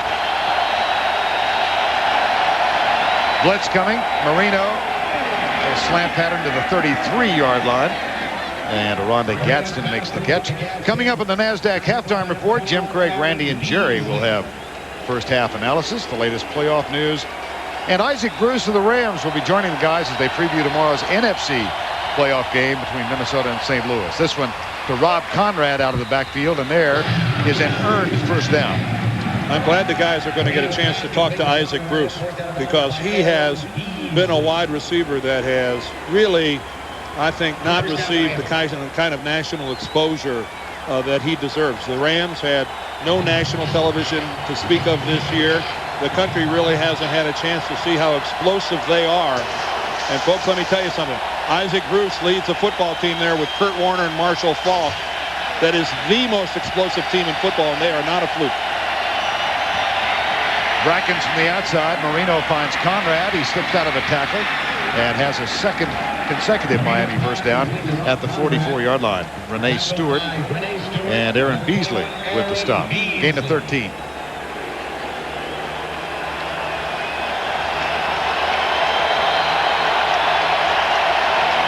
Dolphins with 2 timeouts left. Marino right side. O.J. McDuffie makes the stop. Now let's check in with Bonnie Bernstein. Well, Vern, it looks like Freddie Tyler might be a little bit winded from all the work he's gotten today. Word from the Jaguars sideline is that Taylor's been brought into the locker room to get an IV. He should be back. We'll check up on that status and be back with you, Vern. Okay, thanks, Bonnie. 2nd and 4. From the 38. If you weren't with us at the very beginning, it's really a cool day here in Jacksonville. The temperature's in the low 60s. That's where it's supposed to be by the end of the day. At kickoff, we're still in the 50s. It looked like a false start on the right side of Miami's offensive line. It's not, it's not the type of weather conditions that you expect dehydration. False start. Offense, number 76. 5-yard penalty. It's still 2nd down. That's James Brown, the right tackle. And that will cost the Dolphins 5. James Brown right here on the right side. Well ahead of the snap. In terms of Miami's mistakes, one of the smaller ones, but added to the list. Marino. Kick from behind Carnell Lake. There was contact with O.J. McDuffie. And Ronaldo Wynn was at the feet of Dan Marino. This is downfield. Yep. The 3rd time that we've had either a holding or an interference call against Pass Jacksonville. interference. Defense, number 37. Automatic first down at the spot of the foul. Well, one of the reasons, none of the Miami receivers are getting any separation from Jacksonville's defensive backs at all. Dom Capers' scheme here has just smothered everybody, and that's really a good throw by Dan Marino, considering the amount of pressure that he was under. On first down, Marino a little over the head of O.J. McDuffie. He was covered by Donovan Darius on that play, number 20. But your call was right, Vern, covered by Darius. Dan's not getting a lot of help as far as having guys open and obviously open in the secondary. You know, a lot written and said about Dom Capers and, you know, the former NFC Coach of the Year and the job he has done here in Jacksonville. And there is Dom, who has to be on most everybody's short list to get back and be a head coach in this league once again. Second down, Marino puts it on a line and finds a receiver at the 21-yard line. Aronde Gadsden with the grab. And that's a pickup of 12 and another first down. 30 seconds to go and the clock running. And I believe the Dolphins have used the second of their 3 timeouts. They have indeed. They lost their first timeout when they had that unsuccessful challenge on the backwards pass. Monday on CBS, any lawyer can take a case to court. These lawyers take it to the heart. See why millions of viewers have made Family Law Monday's #1 drama. Don't miss an all-new episode Monday on CBS. Alltel Stadium, Jacksonville, Florida. Playoff game between these two teams who've met only once prior to today. That was a memorable Monday night game. Last year, 28-21, Jacksonville won that one. And, you know, you think back to our conversation at dinner last night, we had a sense that Miami was going to play very well in this and might just win this. I thought this was going to be a very close football game. Given the way Miami played last week against Seattle, I thought their defense was strong enough to keep this close. I was wrong. First down. And that one sails 15 feet over the head of Aronde Gadsden. There's a flag, or rather O.J. McDuffie. There's a flag at the 29. Brackens might, yes, he did. He delivered a late hit to Dan Marino. Holding, offense, number 61, 10-yard penalty, repeat first down. No, this is a holding call against Miami. Tim Ruddy, the center, flagged for the holding. There's the hit that Vern was talking about at the end of that play as Tony Brackens really drives Dan into the ground. That makes a threatening gesture and then immediately helps him up and gives him a pat. So instead of unnecessary roughness, we've got 1st and 20. Marino, Carnell Lake had it slip right through his hands. Intended for McDuffie, but Lake was closer. It is. There are times it looks like the Miami offense is just telling Jacksonville before the play what they're running. Look at Carnell Lake. It looks like he's the one running the pattern, not O.J. McDuffie. I'd be checking the radio frequencies on these calls here. This is some job being done by the secondary of the Jaguars. It's hard to tell the receivers from the defensive backs by the way they're running pattern. 2nd and 20. Here comes the blitz again. Marino, safety valve left side. Stanley Pritchett. And he's dragged down at the 20-yard line by Aaron Beasley. Dan Marino's pass complete to Stanley Pritchett. And the Dolphins use their final timeout to try and get on the board before the break.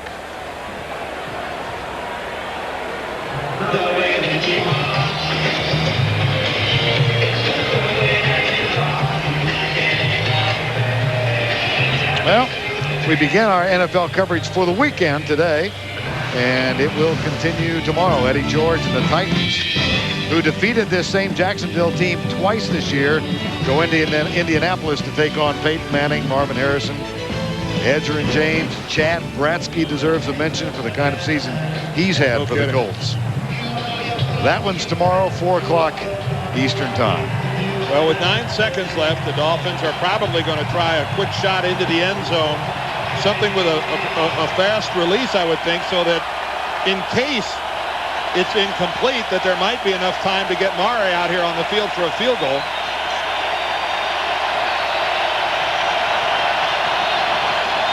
Blitz again. Right corner, double coverage. And this one is caught. Touchdown. Aronde Gadsden goes up and makes the grab. 20 yards. Fernando Bryant defending. Well, double coverage. And Dan took a chance and jammed it in there. That's another pass that, you know, could have been intercepted given the coverage and given the fact it was hardly a surprise that they were going for the end zone. Number 25, Fernando Bryant. He's just a little unaware of where he was. And then the safety helped Donovan Darius just a little bit late getting there. Olindo Mare for the extra point.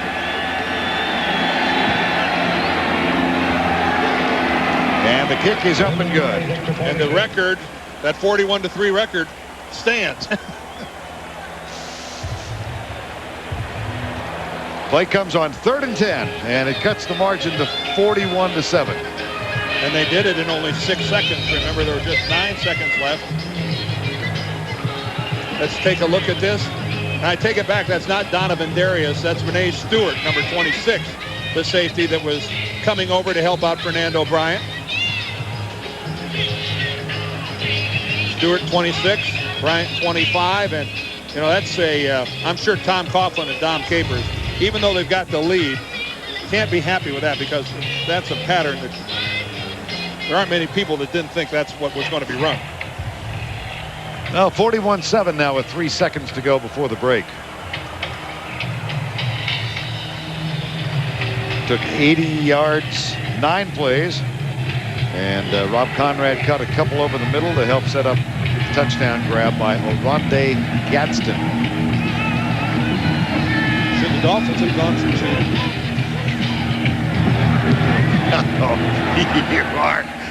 2? You are getting frisky now. The ball at the 31-yard line. Wonder what the chart says.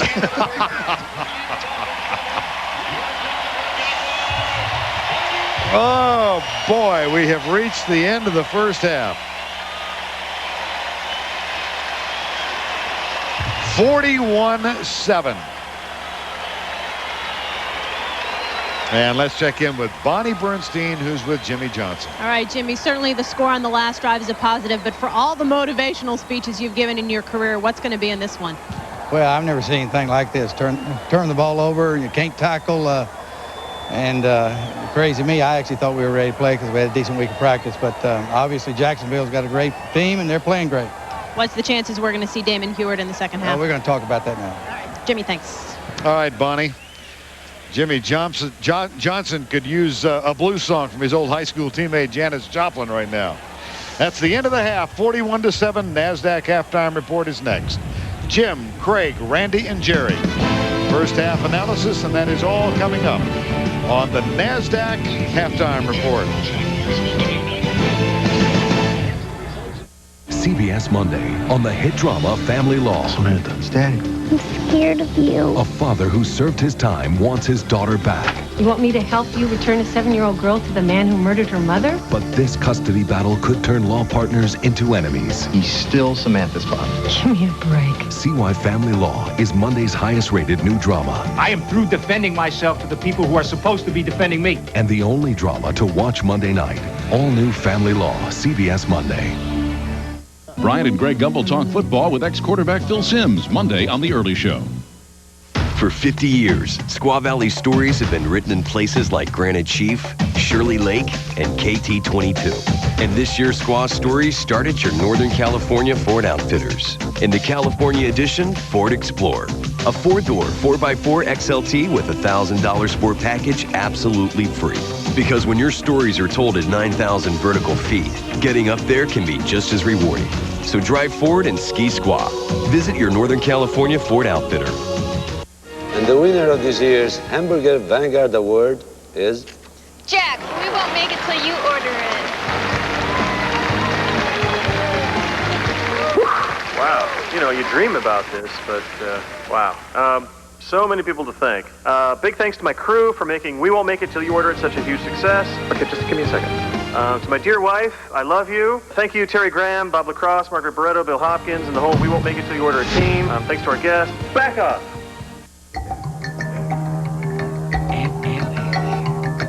Everywhere. No matter where you are. Everywhere. No matter where you go. Everywhere. You see more and more of these. Everywhere. We are Folsom Lake Ford. Everywhere. Tramping teams get the makeover of a lifetime on the next Maury.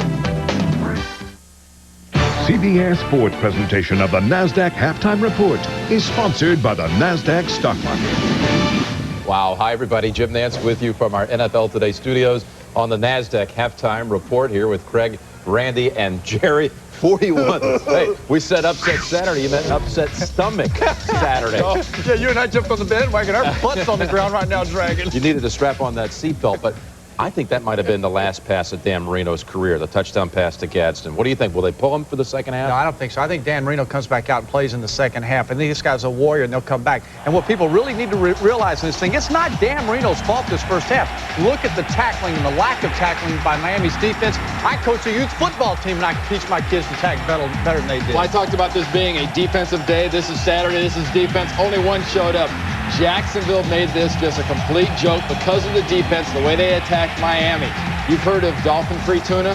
This is dolphin-free football. I never heard of that. You know, I go back to last year's playoffs. In last year's playoffs, Jimmy Johnson got beat by Denver. What was it? 38-3. Yep. Well, then he went back and says, I think I'm going to retire. They had to talk about retirement. I'm not so sure this belt whipping doesn't put him in retirement. I look for him to try to get a TV job. He may try to get it. He isn't getting my seat. I'm taking my chair out of here. No way has he got my seat. I'm staying. Hey, you know, what does the word wingnut mean to you? Look in the dictionary. There's a picture right over there. All I can tell you, Jimmy, if you're watching from the locker room, bring your own chair. BYOC, okay?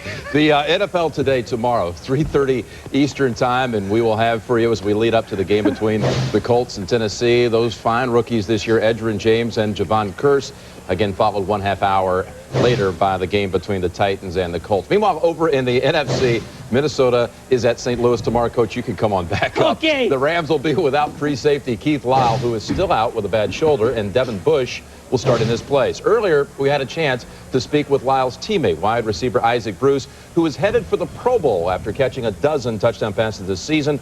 And we asked Bruce to describe the mood on the Rams. Well, right now, these guys are kind of anxious to play. And, you know, I wish you could have been here for practice yesterday. Friday practice normally like kind of somber and guys just walking around trying to get through it. But we were jumping up and down like it was Sunday, like we, you know, do preparing it for the kickoff or the kickoff return. We're kind of excited around here. We're raring to go. Isaac, last year the Vikings were headed to the Super Bowl, had that big old offense just like you guys have right now. What makes us think that the Rams won't suffer the same pitfall and destiny that the Vikings did? Well, I believe that we won't. I believe that our defense is a tad bit better than the defense of the Vikings had last year. You know, we have guys on the defense and the defensive backfield who like to challenge guys and show that they deserve to be in the NFL.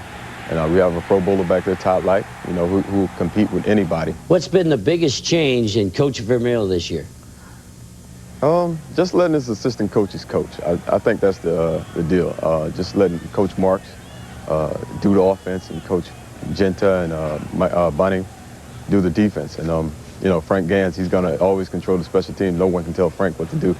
Hey, what's this weave and bob dance routine you guys got going on in the end zone? It's called the bob and weave. Corey, Bob? Somewhere in there. Almost. We expect to be doing a lot of that come tomorrow.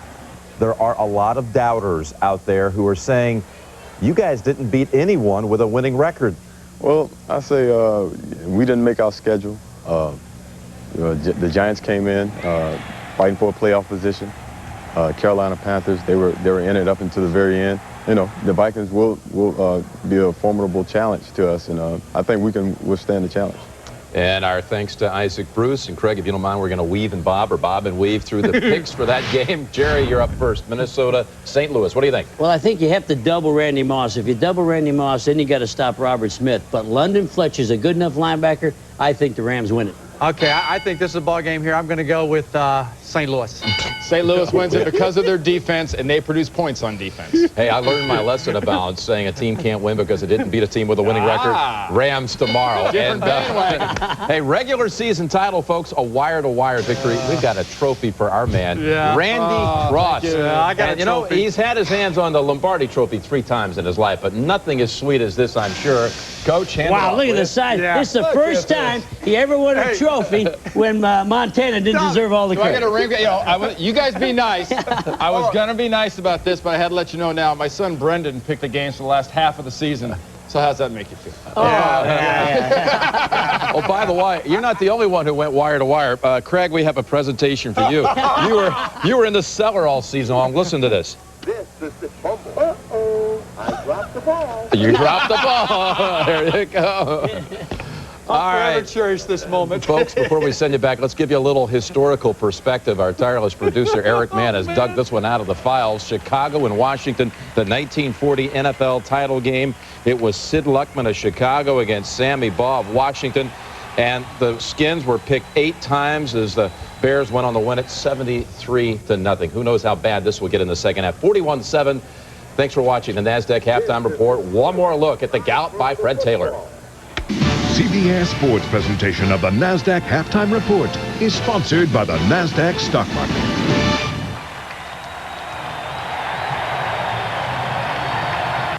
CBS Sunday.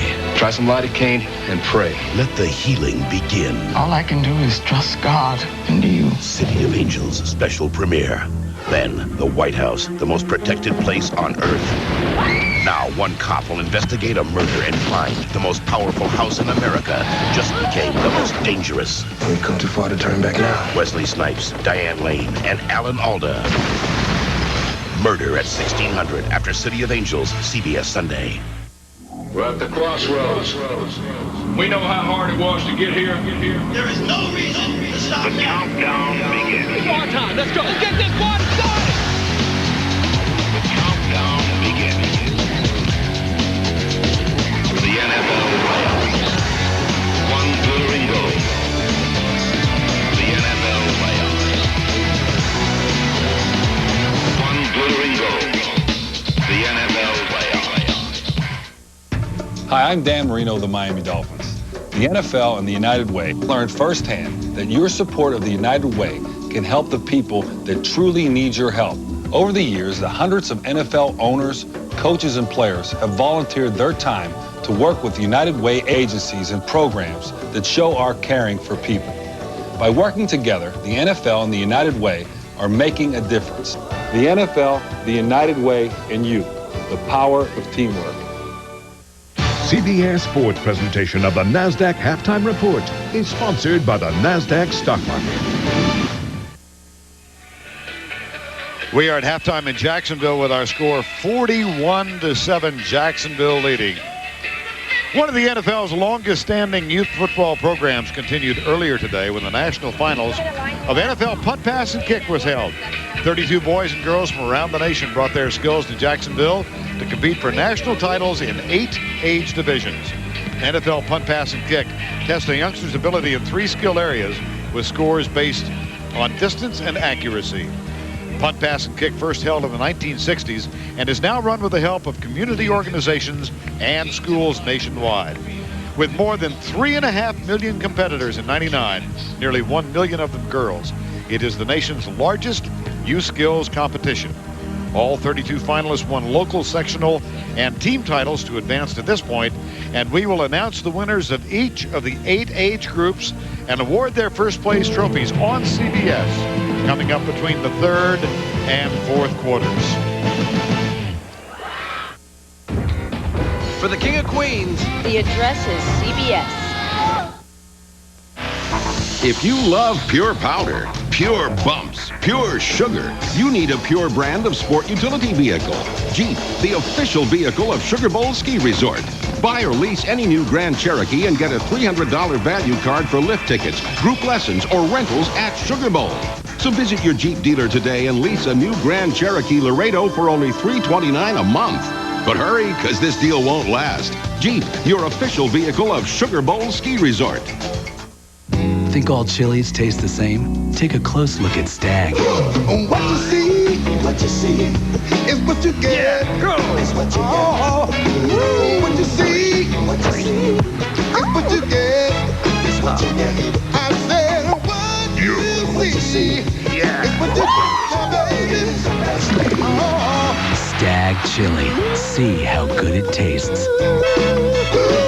What you see is what you get. Yeah.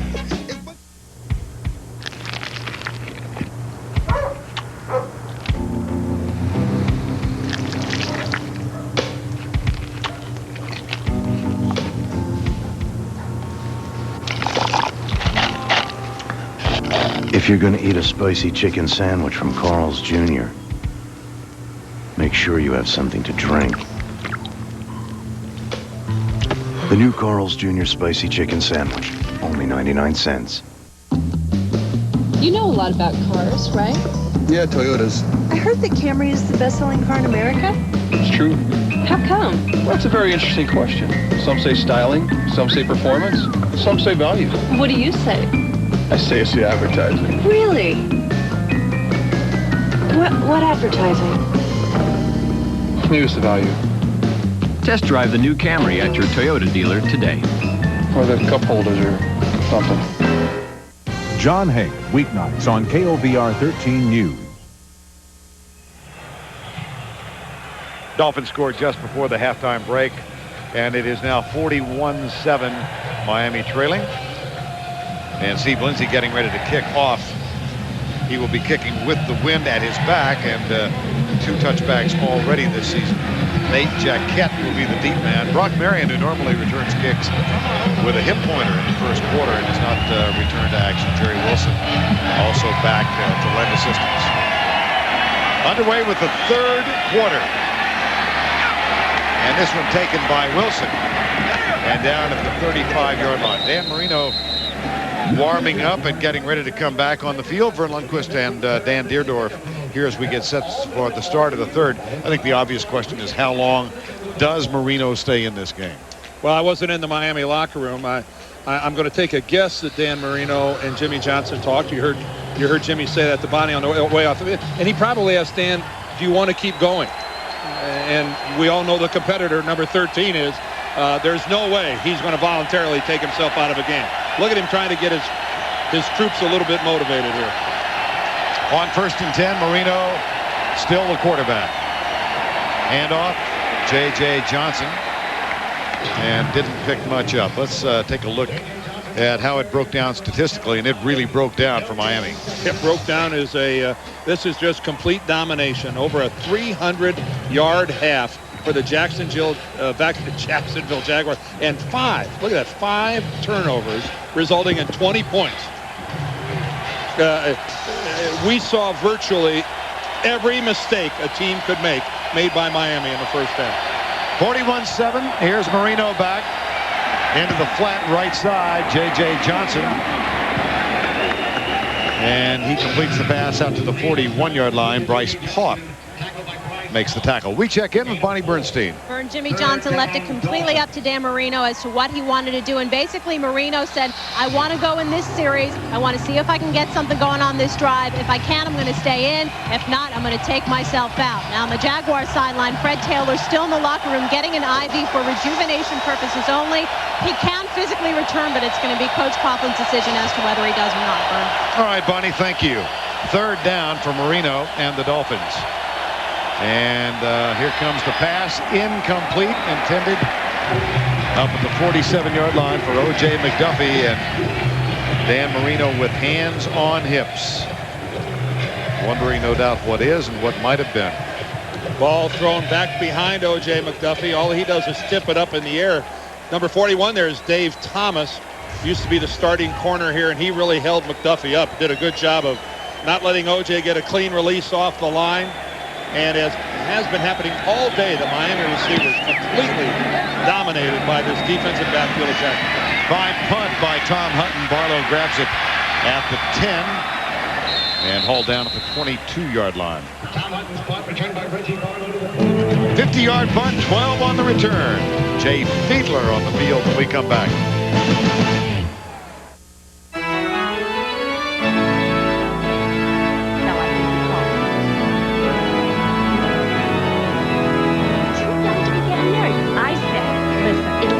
Last. Want to get away? Oh. Now you can. Fly Southwest Airlines to Fort Lauderdale, Jacksonville, Orlando, or Tampa Bay for $79 or less when you purchase online by February 2nd. You are now free to move about the country. I want to feel control over chaotic surroundings. Engaging DeVille DTS North Star system. And to take on every part of my world. Commencing OnStar Communications and Assistance Services. And have a nightlife. Projecting night vision. All systems go. The all-new DeVille DTS. The power of and. The fusion of design and technology. Cadillac. To save a man on death row, Harm and Mac take on their toughest opponent ever. We know the other kills. Their commanding officer. I'm arguing inadequacy of defense. All new Jag, CBS Tuesday. This telecast is copyrighted by the NFL for the private use of our audience. Any other use of this telecast or of any pictures, descriptions, or accounts of the game without the NFL's consent is prohibited. 41-7 Jacksonville, and the Jaguars on offense over on the Miami bench. Damon Heward has taken the jacket off and buckled the chin strap up. So the young man in his third year who started 5 games when Dan Marino was out with a cervical nerve injury, obviously going to replace Marino now on the next offensive series. And immediately the speculation begins, is this or is this not Dan Marino's last game? We chatted with him amiably for 20 minutes last night, and I think you got a sense that he wants to play next year. I think Dan, when the year is over, is going to make an assessment as to his physical skills and what he still has left to bring to the table. And if he assesses himself as still being physically able to play, I feel strongly Dan wants to come back and play. First down and 10. And the first defensive play of the second half, Robert Jones cuts through for Miami and makes the tackle on James Stewart. 41-7 Jacksonville. Jaguars will be home next week. They have earned the right to home field advantage throughout with a 14-2 record, and either Indianapolis or Tennessee will come here. Second down and 12. And Jay Fiedler under his center John Wade.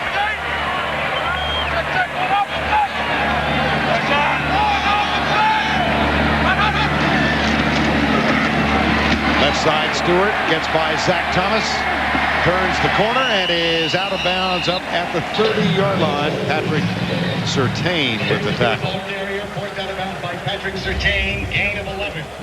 Take a look at this. It's just breaking containment on the left-hand side, and here it's become speed. Once Zach Thomas gets by the lead block of Damon Shelton, he just can't quite cover the distance enough to catch up to James Stewart. And Vern mentioned in the first half and what Stewart has done for this football team since being their first-round draft choice back in '95. And when a guy like Mark Brunell says, you know what, he really, over the last couple of years, has been our MVP. Lofty praise. On 3rd and 2, deep left side, man open. There he goes, Jimmy Smith. No flags. Touchdown, my Jacksonville. Fiedler to Smith. The route continues. Sam Madison going to the Pro Bowl, whiffs at the line of scrimmage in trying to get a hit on Jimmy Smith. And Brock Marion, playing hurt, has no chance to come over and close the gap. If you're going to take a shot at a receiver like that at corner, you better get him. because then all you are is in a catch-up position. And I don't mean ketchup, I mean catch-up. 70 yards. Fiedler to Smith. 48-7. Buzz Aldrin and I don't take the same approach to investing. I like trading at home. Buzz trades from far away. Gotcha. We do, however, share the same new way to trade online. Introducing Power Street by Fidelity, with the tools you need to trade your way, whether online, two-way pager, or the new Palm 7 handheld computer. And you don't have to be a rocket scientist to use it. Speak for yourself, Bob. Power Street at Fidelity.com. Online trading gets personal. What creates professional-grade agility? A wider stance for improved handling. Bigger brakes for driver confidence. And a new suspension for a better ride. A world of innovations, plus one new name. The GMC Suburban is now the all-new, surprisingly agile Yukon XL. GMC, do one thing, do it well. Barley is really the soul of beer. Budweiser uses two different varieties of barley, both 2-row, which imparts a smooth taste, and 6-row, which imparts more snap. The combination of those two varieties is critical to the taste of Budweiser. We're lucky to have barley growers that take a great amount of pride in delivering us the finest barley in the world. The NFL on CBS is sponsored by Southwest Airlines, proud sponsor of the NFL and official airline of the Super Bowl. Fidelity Investments, we help you invest responsibly. And by GMC, do one thing, do it well. Another quick strike by Jacksonville, 78 yards in 3 plays. And they have increased the lead as Jay Fiedler finds Jimmy Smith for a 70-yard touchdown pass and catch. This is Jaquette at the goal line. And Jaquette is popped as he gets to the 17. Corey Terry makes the tackle on this one. 78 yards and culminated in a 70-yard toss. Fiedler to a flying Jimmy Smith. Not bad by Jay Fiedler. And I think Jacksonville, do they have 4 touchdowns on drives of 4 plays or less? You're absolutely right. I think, yes. Don't they have 3 yes. threes and a 4? 2 4s and a 2 3s. Is it 2 4s and 2 3s? It's a royal flush, whatever it is. Oh. Damon Heward is on to replace Dan Marino. It's a whole lot of touchdowns without a whole lot of plays is what it is. Heward, extensive action this summer. And here is Heward. Gets rid of it out of the backfield. There's a flag back at the 17. The tackle made up at the 23-yard line as Gadsden makes the catch.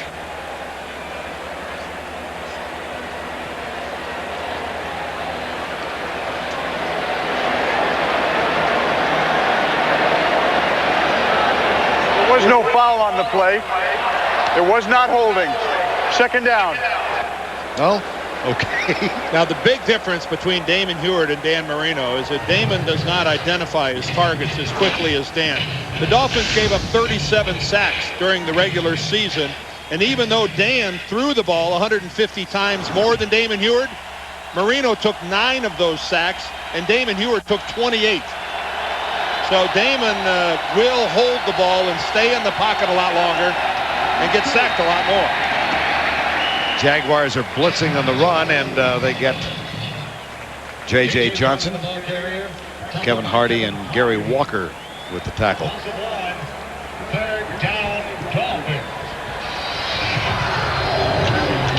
48-7, and more than 75,000 have filled Alltel as the Jaguars set a new attendance record on this really terrific day for a football game, especially if you are from this part of the country and you are a fan of the Jaguars. Third down.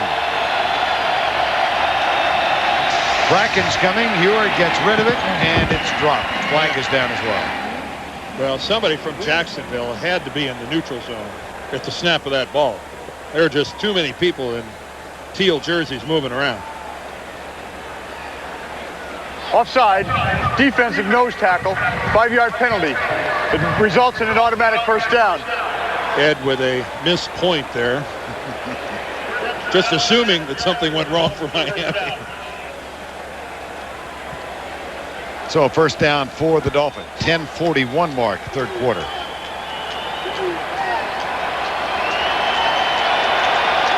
Dan Marino, 3 and out in the third quarter. And David Heward on in relief. Let's look again. Here come the Jaguars. Deep right side. He's got a man open and throws it over the outside shoulder. And Tony Martin and Damon Heward misconnect. He was there by 2 or 3 yards. I believe he threw it over the outside shoulder of the equipment manager. I was trying to be kind. This ball ends up well into the Miami bench. Well, Larry Izzo was in the area. 2nd and 10.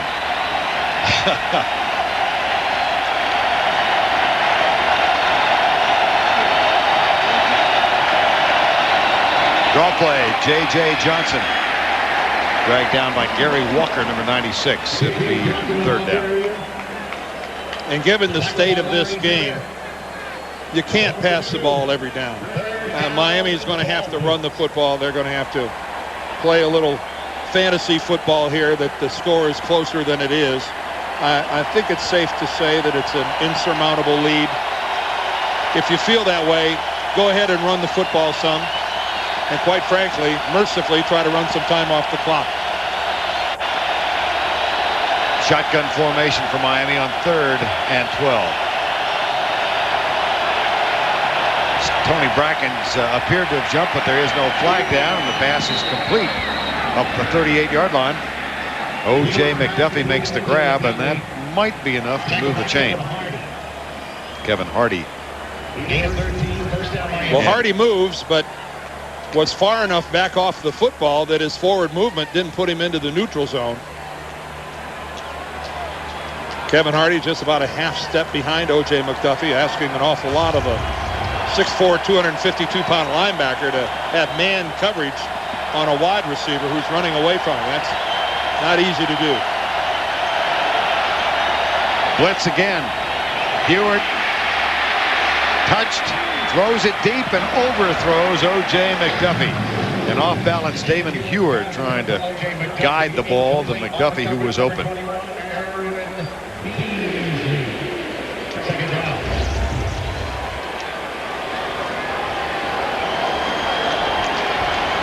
Damon Heward, who played his collegiate football at the University of Washington. Teammate of Mark Brunell for 1 year, as a matter of fact. Actually took over when Mark Brunell left the Husky program. Right idea, just a little too much air under the football. Now Heward on 2nd down. Didn't get it off. Didn't get it off. No play. Play clock winds down. This will cost Miami 5. Delay of the game. Offense. 5-yard penalty. It's still 2nd down. Fred Taylor, highlight of his day, a 90-yard touchdown jaunt. Mid-first quarter. Longest playoff run in NFL history. 18 for 135 is totals for the day. Yeah, and how about that 7.5 yard per carry average? And he made the most of his one catch. That was a 39-yard touchdown. Fred Taylor is a playmaker. A lot of teams in this league don't have one. The Jacksonville Jaguars have several. Heward with a play fake comes to his left, and it is caught by the tight end Hunter Goodwin. Nope, they're saying now the catch was made out of bounds. OOB. And it'll be 3rd and 15. Big target here in Hunter Goodwin, 6'5", 270. Yeah, you saw he got both feet down, but that was before he actually caught the football, and then he kind of skipped back up into the air when he actually caught it. That put him out of bounds. 3rd and 15. Under 9 to go, third quarter. Blitz again. Fewer down again at the 30-yard line. This time it was Gary Walker again. Well, right now, the Titans and the Colts are watching this game, and both of their respective... We hope they're watching. Well, they have an interest in watching. I'll guarantee you they're watching, because both of their offensive lines are figuring out how they're going to handle Gary Walker. Gary Walker has talked about making a difference. What he has done for the defensive line of Jacksonville, immeasurable. Tom Coughlin talking yesterday about, there's the punt taken by Barlow. Having seen Walker in a division opponent's uniform, yeah, he knew him well. And he said, I just wanted a guy that wasn't going to get knocked back off of the ball. The sacks and the pass rushing, a real bonus.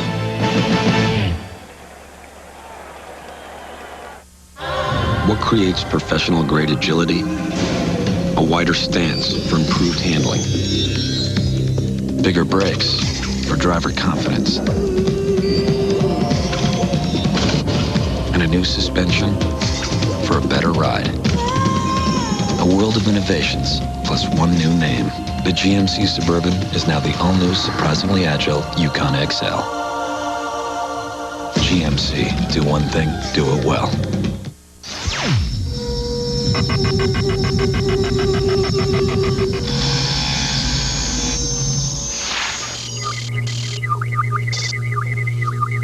Introducing Blue from American Express. Look at that. Staples has overnight delivery. Oh, let me see. Wow, you're right. Hey, look.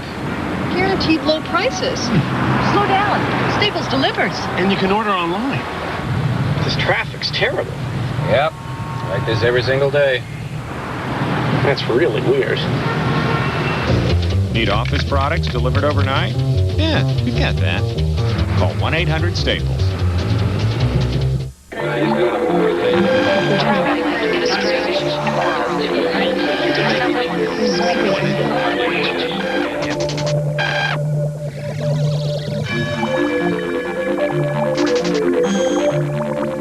Hi, I'm Dan Marino of the Miami Dolphins. The NFL and the United Way are making a difference.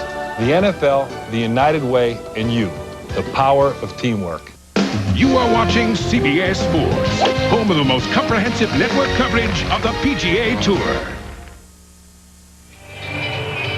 8:30 to go, third quarter, 48-7 Jaguars. They jumped up by 24 in the first quarter, and it has been nolo contendere since then. And Jay Fiedler replaced Mark Brunell midway through the first half and has played quite well. Draw play. James Stewart breaks another tackle. Stewart rips his way out to the 47-yard line. 16-yard gain. Another missed tackle. And look, he's getting great downfield blocking. Keenan McCardell out in front. He's fighting away with, I believe, Sam Madison to that side. Look at right there on the left side of your screen. Keenan McCardell took Sam Madison 5-6 yards down the field. Now this is a guy this is a star football player in a runaway game, still fighting, trying to help his teammate. That's good work there by McCardell. And he is in motion now. Gain of 16 last play. Here's Fiedler. Fake to the running back, and the catch made by McCardell, the hard worker, who has got a first down at the 43-yard line in front of Patrick Surtain. McCardell is the Thunder in the Thunder and Lightning combination, along with Jimmy Smith. Quite a duo. 78 on the year for Keenan, 116 for Jimmy Smith. And what a pleasure it must be to play quarterback for the Jaguars, to have this kind of talent on both sides of the ball. They'll give it to Stewart. David Shelton leads the way. Well, he tried to lead the way. Pretty good defensive job by Sean Wooden, who fought off the block of Damon Shelton, and Stewart knocked out of bounds by Derek Rogers at the 41-yard line. 48-7. A reminder, the Jacksonville playing today and for the balance of the playoffs without Tony Baselli, their great left tackle, who had surgery on Thursday for a torn ACL. And I'm assuming that every one of these guys, if they had a chance, would say, Tony, this one's for you. Here's Stewart, left guard this time, inside the 40. Well, that Boselli injury, really unusual, Dan, and I know you kind of wince when you watch this. Well, because he's not hit by anybody. Look at him there. He's just going downfield to cut off the linebacker, and right there he planted his right foot. The ACL popped, and he waves in the training staff. Went to Birmingham, Alabama to have surgery. It was done on Thursday.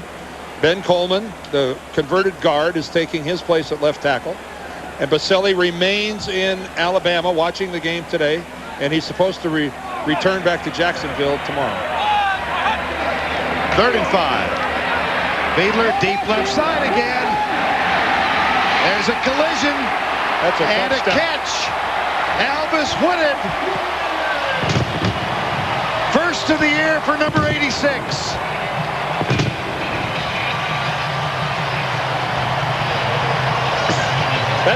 That's pretty good coverage. That's what an effort by Albus Whitted to go up and get the ball. Again, Sam Madison lets Whitted get out in front of him, but Madison timed his leap perfectly. It just goes right through his hands. Watch Madison go up. It actually touches Madison's hands. Talk about going through his hands. It touches both, and it doesn't ruin the concentration of Albus Whitted. He brings it down, and Jimmy Johnson, he has to just be wondering, is this some sign from above? At the very least, it's the lyrics of a country western song. First catch of the year for Albus Whitted. It goes for a touchdown.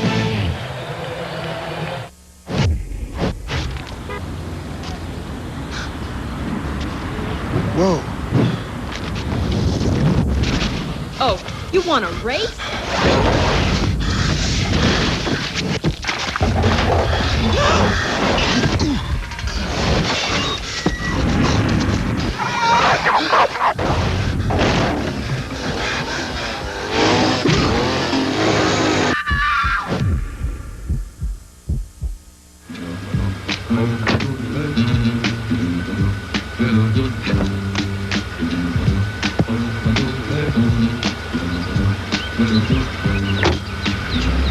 Drive the car.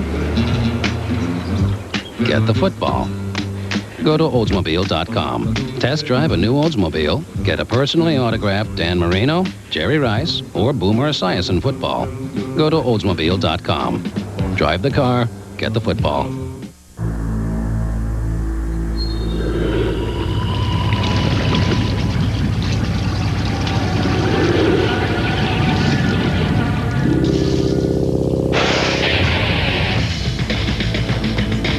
Someday, at a job interview, they'll ask,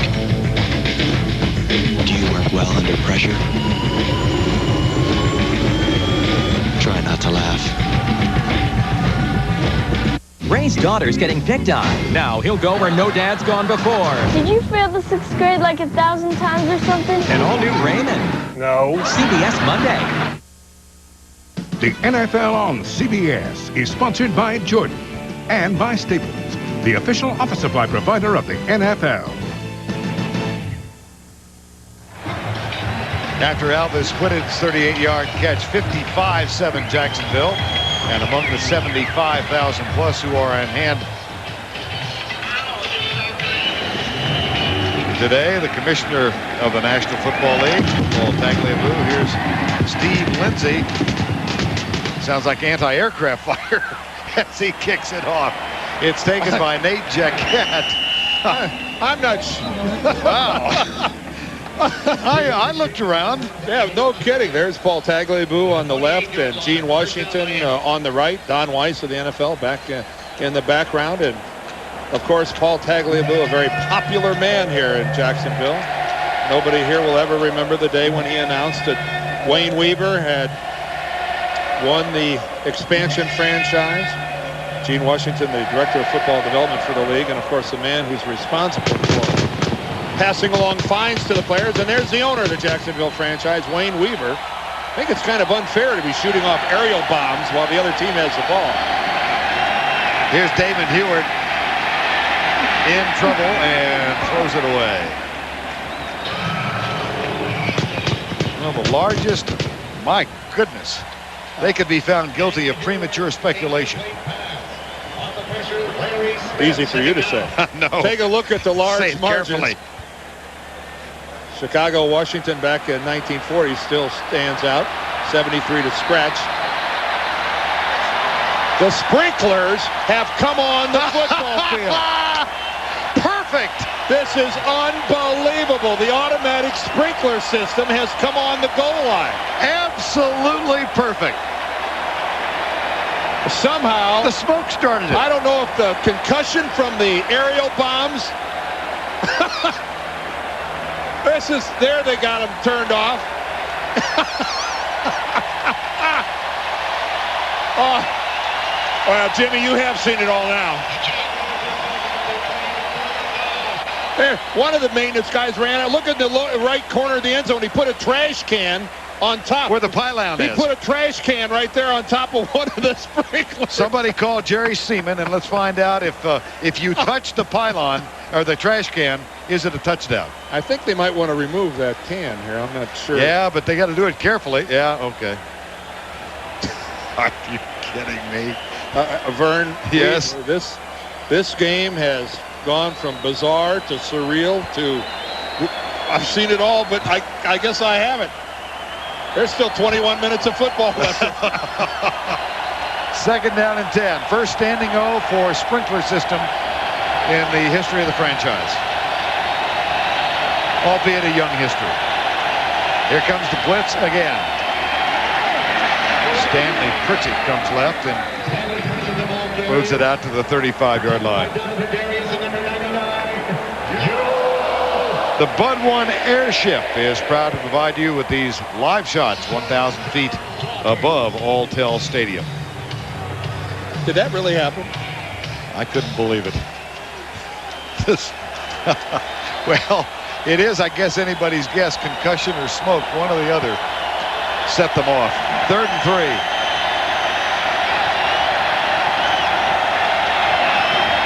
Out of the backfield.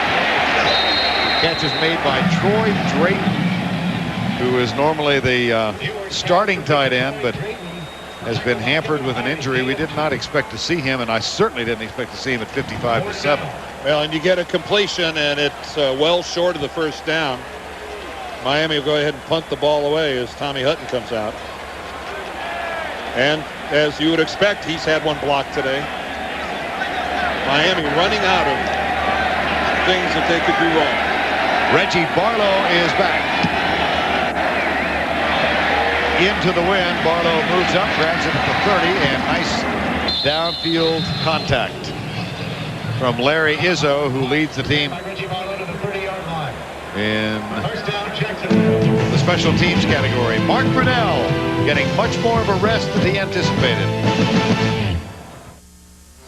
At a time when computer companies were building walls of incompatibility, one company envisioned a world without boundaries. They began by building high-powered workstations. Soon their servers became the backbone of the internet and corporate networks. Today, Sun Microsystems has created technology linking all things electronic. Where do you learn about companies whose brilliance lights the way? Exactly. NASDAQ, the stock market for a digital world. What if your car slips off the road in Slippery Rock? Or you need the name of a mechanic in Mechanicsville? Well, if your car is insured by State Farm, just look up the local State Farm agent. Almost anywhere you travel, whether it's a big metropolis or just a little one, a good neighbor is always nearby to help. So if your car gets stolen in Thief River Falls, or you have some trouble in Paradise, hey, don't worry about it. State Farm is there. Last Saturday on Winning Lines, a soccer mom from Kentucky won $500,000 in 3 minutes. Who will be next? 49 contestants, but only one can take home $1 million. Don't miss the exciting new show from the creators of Who Wants to Be a Millionaire. Join me for Winning Lines, CBS tonight. Coming Sunday on CBS, don't miss the special premiere of an extraordinary new drama about the power of courage and the rewards of sacrifice. Blair Underwood and Vivica Fox star in a City of Angels special premiere Sunday at 8 o'clock, 7 Central on CBS. Dan Marino gave it a go the first 3 plays of this half. Bonnie Bernstein telling you at the break that Jimmy Johnson left the decision as to whether to leave the game up to him. And, of course, now the inevitable speculation about will he or won't he be back with the Dolphins, or might he be back with some other team. First down and 10. Hand off to James Stewart, gets out of the tackle and is caught for a loss. Patrick Surtain, number 23. Well, 7-1 record for the Jaguars at home this year. Dan and I were here for that one loss in a rainstorm to Tennessee. Last second interception Brunell threw in the end zone. But look at the enviable home record they've posted in the last 4 years. Keep in mind that '96 record was their second year in the National Football League. Of course, Carolina and Jacksonville came into the NFL under a set of rules that we'll never see again. The owners will never allow franchises to enter with the kind of advantages that Jacksonville and Carolina were allowed to have when they came into the league in '95. James Stewart runs into Zach Thomas after a gain out to the 35-yard line. Suffice to say, yes. Vern, that the Brownies did not enjoy the same type of launching out of the gate that the Jags and the Panthers did. 3rd and 5. And they will host the AFC Championship game here next Sunday against either Indianapolis or Tennessee. Seen right here on CBS. Yes, it will be. Jerry Wilson makes the tackle. Well, it started badly for Dan Marino. He threw his first pass into the hands of Aaron Beasley. Shortly after that, Tony Brackens came around, caused the fumble. There's Beasley's second interception. And finally the touchdown, but that didn't mean much. Dan finishes 11 for 25 for 95 yards. 2 interceptions, 2 fumbles. Here's the punt taken by O.J. McDuffie. And he moves it out to the 44-yard line. You know, that one play by Tony Brackens, that is a spectacular play. Stop and think about that. You're talking about a guy, A, gets a sack, B, gets a forced fumble, C, gets a fumble recovery, and D, gets a return for a touchdown. All in one play. It's a Fairfield fantasy. It's a Fairfield, Texas. It's about the ultimate for a defensive lineman. Doesn't get a whole lot better than that. Personal foul. Illegal blocking below the waist. Receiving team, number 88. It's a 15-yard penalty. Miami keeps the ball. First down. Now, I do think I agree with you that it's it's a lineman's fantasy fulfilled, but he's going to take a certain razzing from his teammates for having to be encouraged into the end zone. Encouraged, cajoled, pushed, carried, shoved. You name it. A long time ago, Here this play happened. Look at this. If someone from Miami just touches Tony Brackens while he's on the ground, the play is over. You see a touch right there. Tony, go, my man, go. And it was Bryce Bopp who said, come on, we got to go this way. Number 95. Here's the handoff at the 30-yard line. J.J. Johnson. J.J. Johnson, the ball carrier. J.J. with that big game in Seattle last week. Seems that's distant memory right now, I'm sure, for J.J. Johnson and the rest of this team. Coming next, 2 traditional rich powers collide when the UCLA Bruins take on Ed Cota and the North Carolina Tar Heels. That's down at the Dean Dome, and it's next here on CBS. We near the 2:05 mark at the 3rd quarter.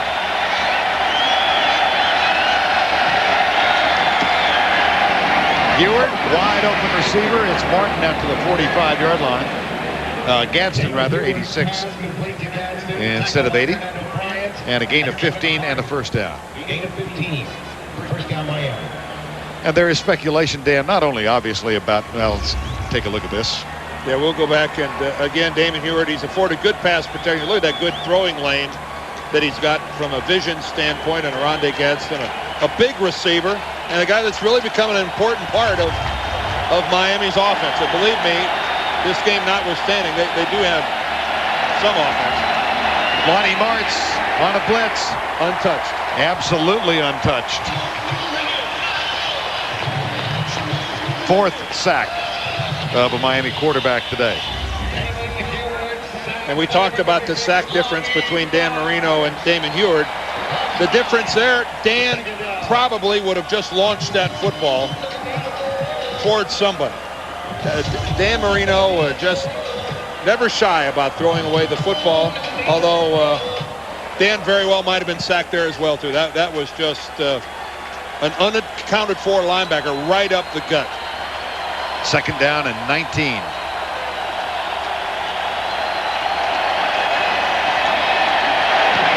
Batted back. Add that one to the chronology of things that have gone wrong or that have been forced to go wrong by the Jacksonville Jaguars today. Well, it's been a combination of both. Jacksonville, first of all, their defensive line has just been stellar today. And that's just effort. That's just making a decision that you can't get to the quarterback, so get up in the air. And Amarlos Leroy, the defensive tackle, he got up, he got it. I guess actually it's Leroy, isn't it? Yes. I knew I'd say it wrong. It is, that's okay. Amarlos Leroy. Rush from the outside. Huard on 3rd and 19. Fires 10. Oh, boy. Oh, wow. And this is going to be a blow to the head. Absolutely. Well, you are not allowed to take that shot against a receiver who's in a defenseless position. Renee Stewart, number 26. Now, will they pick it up? And say the ball was tipped? Pass interference, offense, number 86. The penalty is declined. Whoa. Brings up 4th down. No flag at all on the hit. And this is a big time. Well, that's one way to try to get off the ball. Gadsden using his size. What a shot. Whoa. That's an attention grabber, isn't it? And you know what? It may have been shoulder high. It was shoulder. Initially, I think we both thought helmet high. Here's the punt. And Barlow. Nifty return out to the 45-yard line. That's a 43-yard punt and a 25-yard return. Greg Jeffries with the tackle. That's James Stewart, the running back. He's having his ankle rewrapped over on the Jacksonville sideline, and he's getting most of the work since Fred Taylor came out of the ball game after his spectacular effort. Let's get a report from Bonnie Bernstein. Yeah, Vern, it does look like a little bit of an ankle strain. They haven't given me official word. He walked around on it, grimaced, but he just said to the trainer, tape it up and let me go back in. 55-7, he wants to get back out there. Surprised Fred Taylor isn't over there wrapping. And Chris Howard is in the backfield now. On 1st down, Fiedler to Chris Howard. 2 yards. And we near the end of the 3rd quarter of play. Robert Jones, number 52. Damon Huard getting some medical attention on the Miami bench. This is Larry Smith, who is on the cart and is in the process of being taken to the locker room. We've reached the end of 3. Jaguars lead at 55-7. We'll return to Alltel Stadium right after this word from your local station.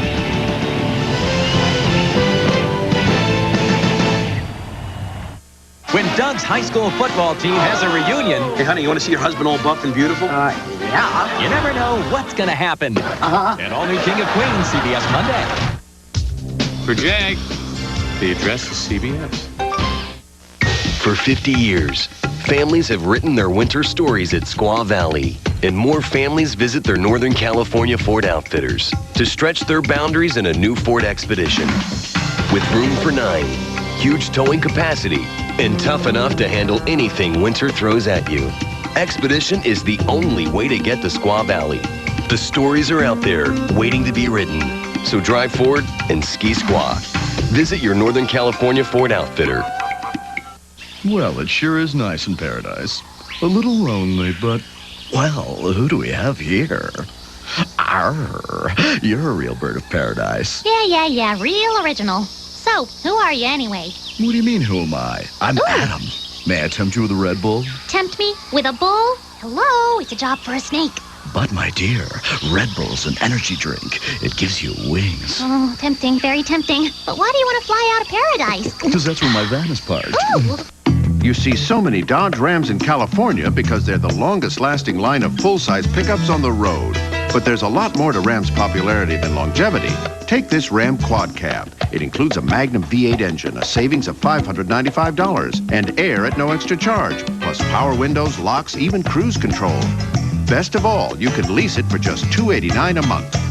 A great truck, a great lease. What more could California ask? Dodge Ram. Different.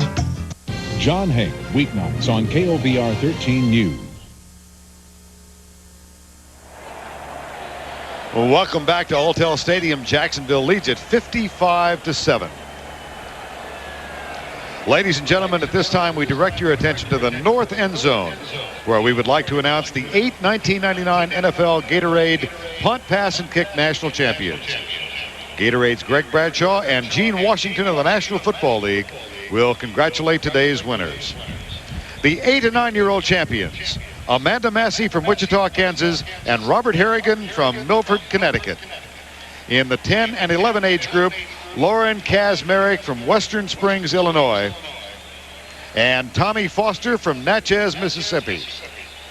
The 12 and 13-year-old champions, Amanda Davis from Dos Palos, California, and Joseph Pena from Houston, Texas. And finally, the 14 and 15-year-old champions, Hannah Warfield from Sidney, Montana, and Ryan Madrid from Chaparral, New Mexico. The National Football League and Gatorade would like to thank all of the contestants and volunteers who made the Punt, Pass, and Kick a successful program in 1999. To find out where to play or coach NFL youth programs, go online at www.playfootball.com or call 1-800-NFL-SNAP. We begin the fourth. Dan Deerdorf, Bonnie Bernstein, Vern Lundquist, Tom Coughlin, and Jimmy Johnson, and assorted others. 55-7. And I'm sure neither Tom Coughlin nor Jimmy Johnson can really believe what's happened. Of course, it's good fortune and good play for Tom Coughlin, and it has been the exact opposite for Jimmy Johnson and the Dolphins. They've had a few unfortunate things happen to them, but they have played really poorly as a team. Jay Fiedler continues at quarterback, and Chris Howard is the running back, the second down play. Word from the bench is that James Stewart, with that bad ankle, is questionable to return in this ball game. Want to get him ready for next week's AFC title game, which will be held here. And Jimmy Smith probably done for the day, too. What a remarkable story of resilience this young man is. 1992, second-round draft pick of Dallas, broke his leg, played only 7 games. 1993, emergency appendectomy, out for the year. Filed a grievance against Jerry Jones, which he won. 94, released, cut by the Philadelphia Eagles, out of football for a season. To be continued. Here's Fiedler, and the handoff to Chris Howard. Spins and works his way for a first down at the 44-yard line. And then Jimmy Smith was given a chance with an expansion team. All he wanted was an opportunity to play special teams. And once he got on the field here, not only resilience, but really a redemptive career that he's had. And what a quality person as well, a leader of this football team. And again, to everybody out there, when you think that you've hit a dead end, when you think that I'm doing the wrong thing or I can't persevere, a guy like Jimmy Smith is exactly the reason why you ought to keep pressing. And we got a false start there. Yep. But it's really a case of, think about it, a guy out of the game for an entire year, Offense. and he ends up leading the league in reception. It's still first down. And let's check in with Bonnie Bernstein. Add a little bit to the Jimmy Smith saga. He caught 116 balls in the regular season, an NFL high. But this guy is incredible. He said, I could have broken Herman Moore's record of 23 in 1995. He said, I dropped 10 passes, and he was able to ramble off every single one of them. He said 6 in 2 games against Cleveland, 2 against Cincinnati, 1 against Carolina, 1 against the 49ers. But you guys have told his whole NFL story. He really counts his blessings every day he's out on the field. And he hasn't dropped one today, that's for sure. Here's Chris Howard to the right side.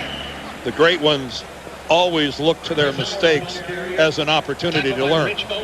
And that's exactly what Jimmy Smith is doing when he can recall every one of those drops. Of course, catching 14, the final game of the season from the team's backup quarterback. Yeah, Jay Fiedler threw him 19. Right? I hope Jimmy took Jay to dinner or bought him something. That is an unexpected treat when a guy like Jay Fiedler delivers the NFL passing title to you. 2nd down and 11.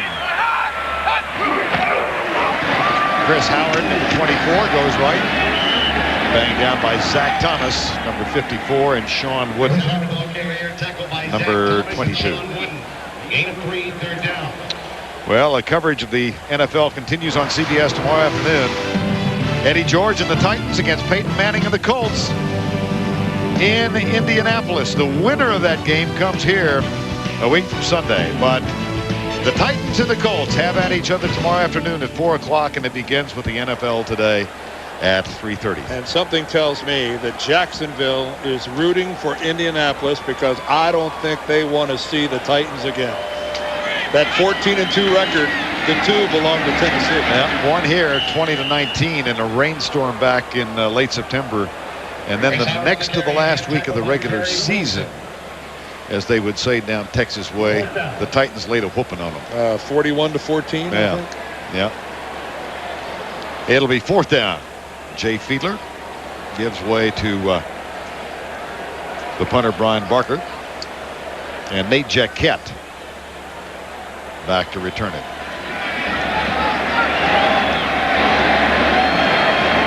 Now we get signs of some folks who's got other things to do. They're starting to stream out of here now.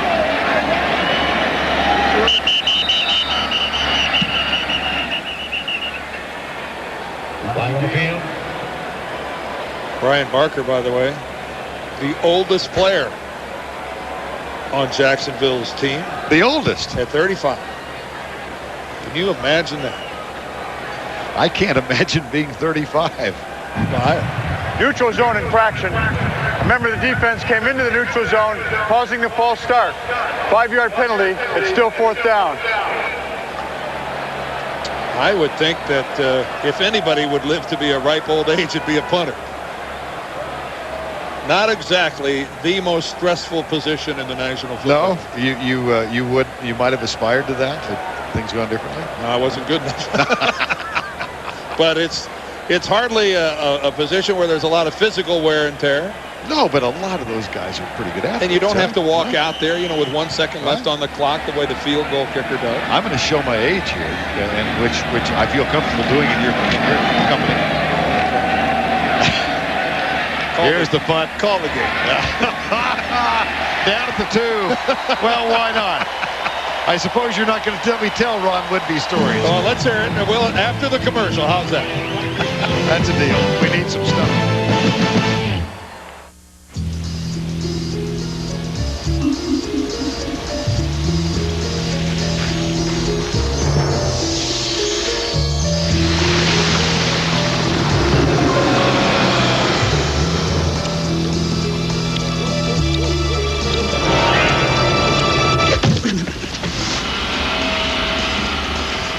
Keys are in it.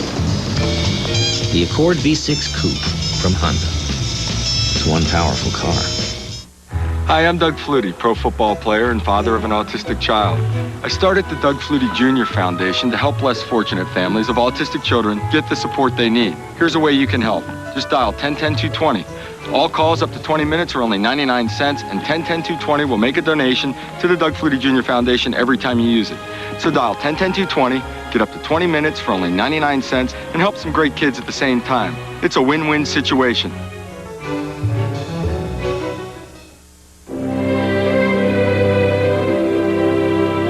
Where does courage begin?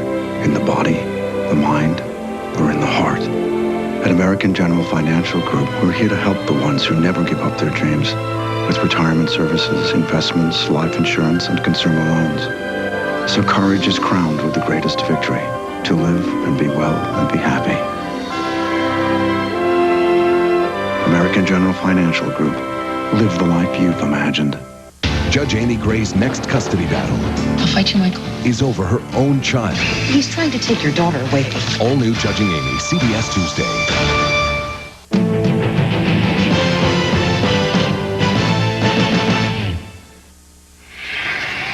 .10:50 to go in this one. Jacksonville up 55-7. Damon Heward on in relief of Dan Marino, and the Dolphins huddled in their own end zone. First down at the 2-yard line.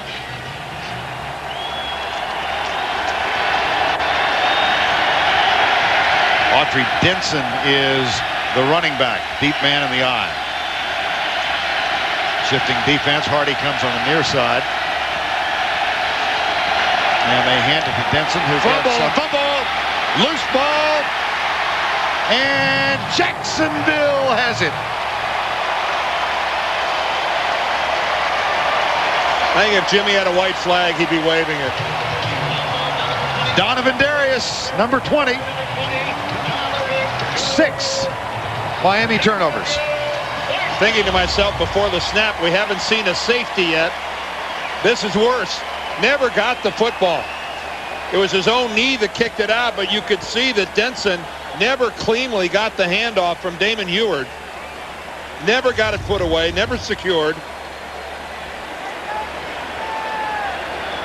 Let's look at that one more time. Take a look at the handoff.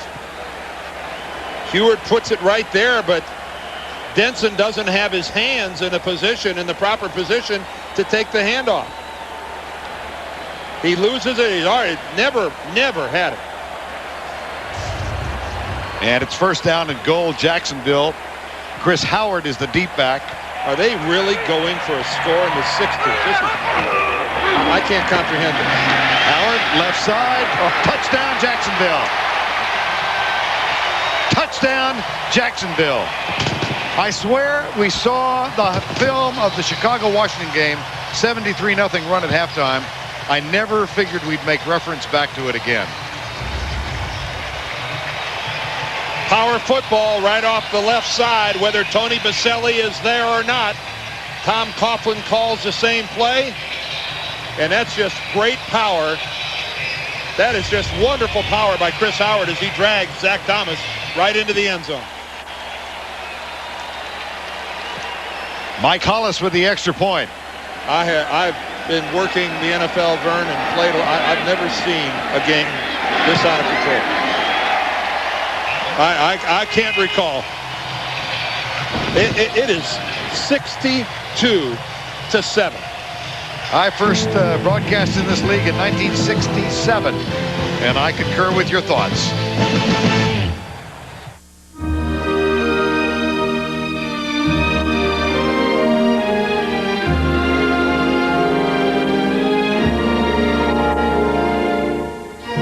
Introducing Blue from American Express.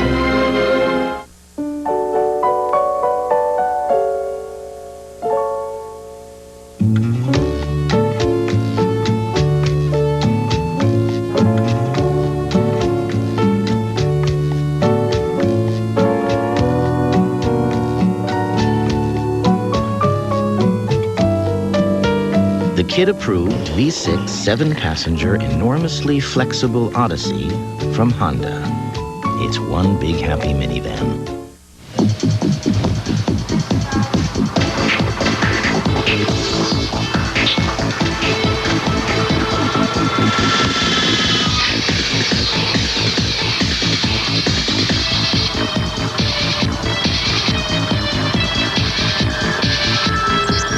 Excuse me, sir. Forgot your receipt. Checkout lines. Who needs them? This is the future of e-business. Have a nice day.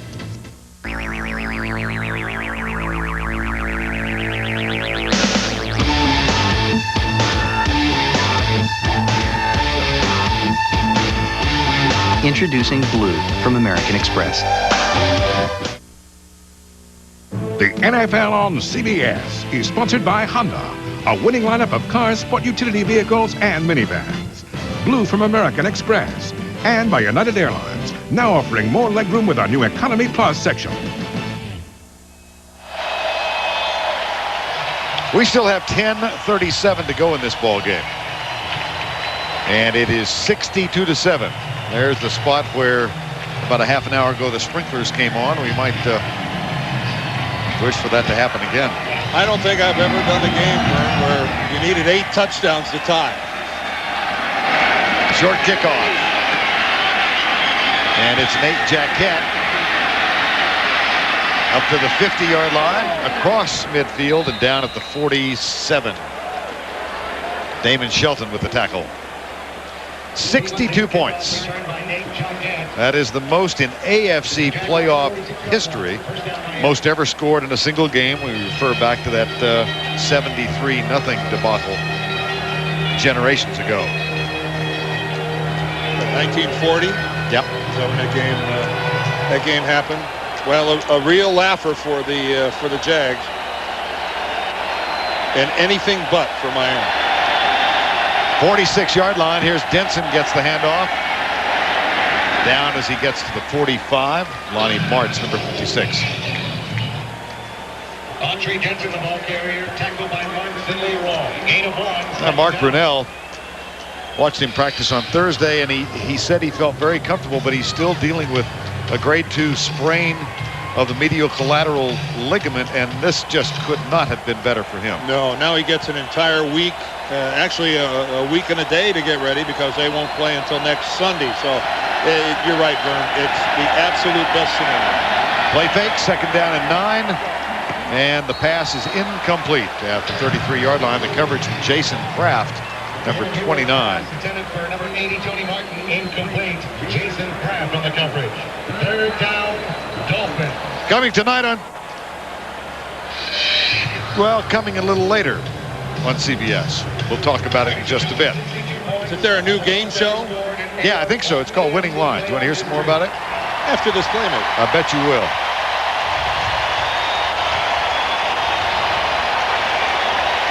Third and 9.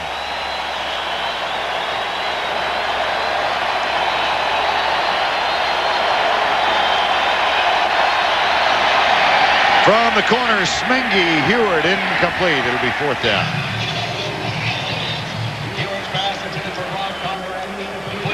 Now then, as promised. Do it, big guy. It's Winning Lines, the exciting new game show from the creators of Who Wants to Be a Millionaire. Last week, a soccer mom won $500,000 in 3 minutes. See what happens tonight? Winning Lines tonight on CBS. This game has gone on so long, Dick Clark is starting to show his age. Well, one thing that will start after this game. Oh, there you go. Perfect. Unbelievable. Perfect. Tom Hutton drops the ball. That's a live ball. No, I think now they're going to say down by contact. Yeah. It looked like I caught it out of the corner of my eye. It looked like a good snap, didn't it? Looked like Ed Perry delivered a good snap, but Hutton just dropped it.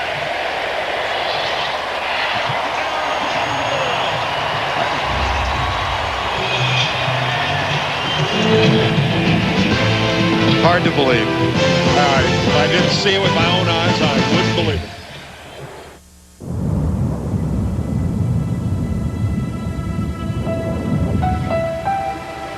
The world is very large, and it spins very fast. And the people who live on it are very different.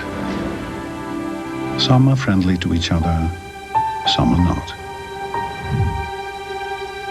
Every once in a while, however, something unusual happens. We slow down.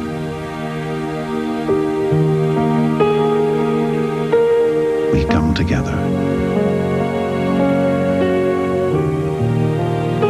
And that is when the Earth really starts spinning.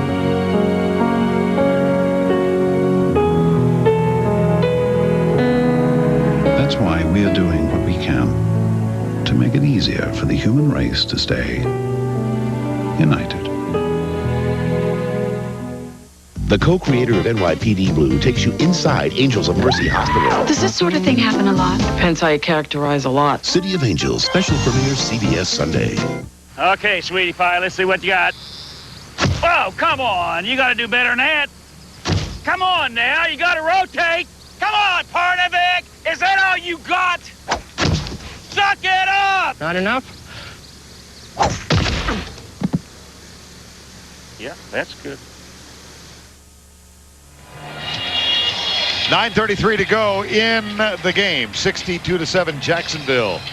Most points ever scored in AFC playoff history. And quite obviously, you would assume most points ever scored by the against the Miami Dolphins. And Jacksonville's history only goes back 5 years, but they're rolling in this one. They defeated San Francisco. That was the 41-3 game. And here is Mark Brunell looking on. Chris Howard, Jay Fiedler in the backfield, and Chris Howard just keeps adding to the stats. Vern, I am standing here just going through the mental checklist of the mistakes made by the Miami Dolphins today. And seriously now, I can't recall ever seeing a team make so many mistakes across the board. You know, there have been mistakes where one quarterback has thrown 7 interceptions or something like that. But this has been a litany of errors all across the Dolphins roster by virtually everybody. It's an extraordinary day for Miami in the negative sense. 2nd down and 1. And I would suppose if I'm a Jacksonville fan sitting at home watching this game now, I think, well, wait a minute. You know, the Jaguars have scored 62. So, you know, but it really has been Miami's self-destruct button, don't you feel? That Jacksonville has physically beaten Miami today. I think both of their lines have dominated the line of scrimmage. Certainly Jacksonville has won this game outright. So let's get that out on the table. But still, Miami has aided them along the way with one disastrous error after another. It's stunning. I'm struggling to describe it. Jacksonville in excess of 500 yards of offense today. Damon Shelton gets the handoff here. Damon Shelton, the ball carrier, tackled by Tim Collins. And you see that Miami is saying that Jacksonville fumbled the ball. Well, they're unstacking bodies. What the heck? All of a sudden, one of the Dolphins gets floored. Oh, we don't need a fracas now. That's not. Most of the officiating crew, including Ed Hockley, was still over trying to ascertain who had possession of the football. Looks like Kyle Brady might have been involved. And Sam Madison might have been involved. And in the meantime, they're apparently. Now, this was a dead ball foul. This came way after whatever happened before. So if Miami recovered the football, it'll be theirs. And then they'll march it off after that. The ball was fumbled and recovered by Miami. After the play was a personal foul, unnecessary roughness by Jacksonville, number 80. It's a 15-yard penalty. 1st down. Let's first look at the fumble. Just a simple handoff to fullback Damon Shelton, and the ball is out before he hits the ground. So Miami got the ball, and then at the end of it, way afterwards, Kyle Brady gets the 15-yarder.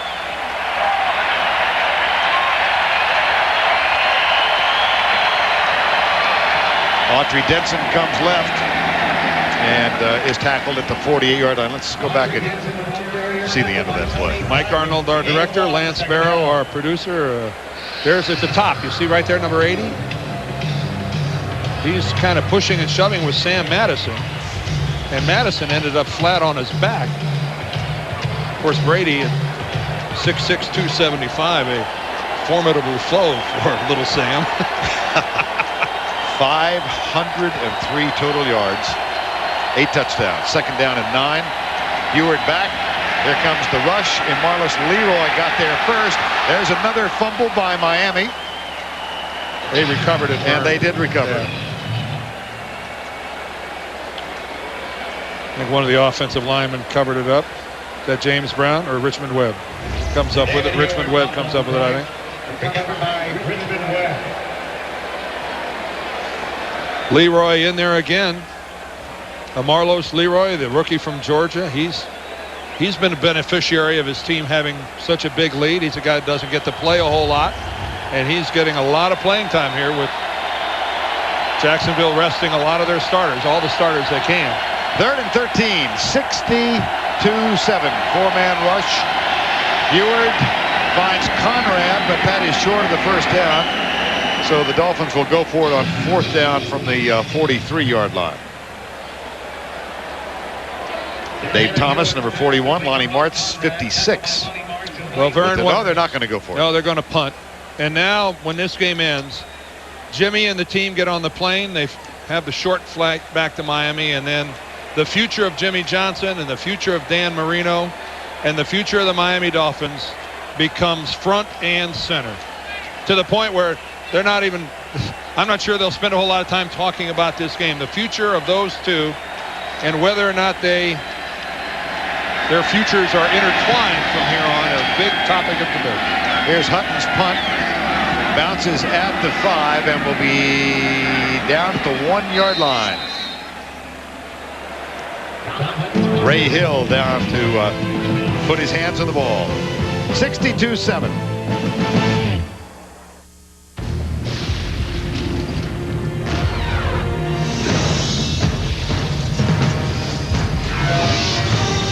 It is more than a trial by fire. It is a rite of passage. And if you can master your fear, outsmart your enemy, and never yield even to yourself, you will be changed forever. The few, the proud, the Marines. This is our art.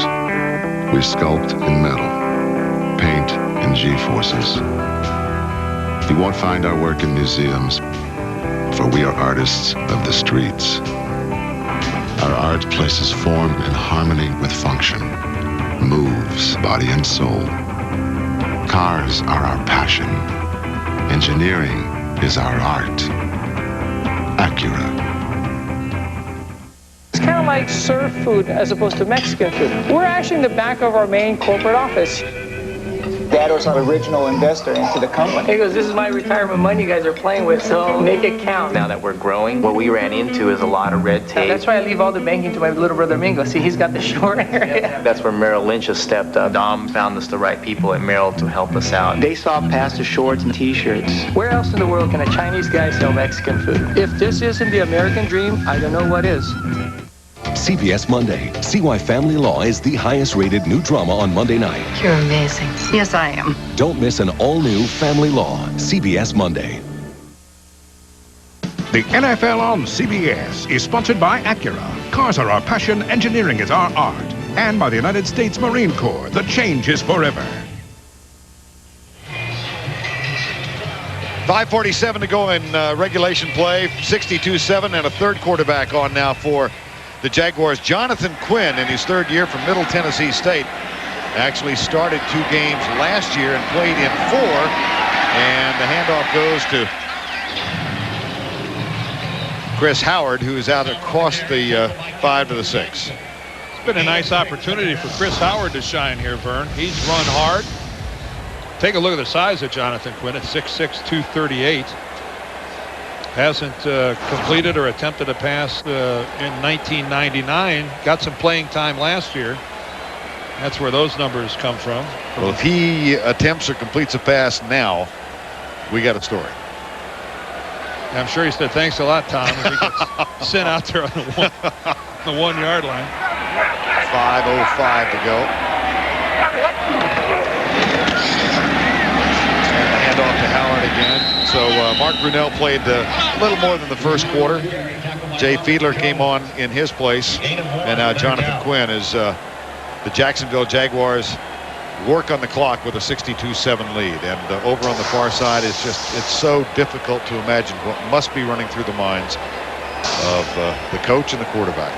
And the entire team. They have to just be numb and in shock. Who would ever imagine that this could happen to anybody in the playoffs? It's inconceivable to think that you could walk out, be a playoff caliber team. I don't care if they're the 6th seed or not, to walk out on the field and just be devastated. There's the handoff on 3rd down. Rushing yardage prior to that play, respectively, for Jacksonville, 246 yards. For Miami, 16. I think Troy Drayton right there saying, I don't even want to see it. And so the punting unit comes on. Brian Barker. Ron Whitby. Ron Whitby was the punter for the Cowboys. You were disparaging the athletic talents of punters. I was not. Well, I was saying what a great job. Lack of contact and a lack of pressure job. Yeah, I think. Okay. All right. I didn't say they weren't good at it. I misspoke. Whitby was a professional basketball player, a professional golfer, and a punter. I never dreamed I'd get that into this broadcast. There's the return to the 28-yard line. No, nor did I. Nor did Ron. Make you proud. Tonight on CBS, the start with Winning Lines, the exciting new game show hosted by the ageless Dick Clark. Don't miss the action and learn how you can play at home. And it's an all-new Candid Camera, followed by Sammo Hung and Arsenio Hall and martial law. And finally, Chuck Norris stars in Walker, Texas Ranger, an all-new lineup tonight on CBS. There's Rich Tilsky, the left guard, and been really a good outing for the offensive line today of Jacksonville. Damon Heward will put it deep left side. Good man coverage from Dave Thomas, the pass intended for O.J. McDuffie. Well, the place emptying out now as the Jaguars will go to work on either Tennessee or Indianapolis, and the live aerial views of Alltel Stadium provided by the Bud 1 airship.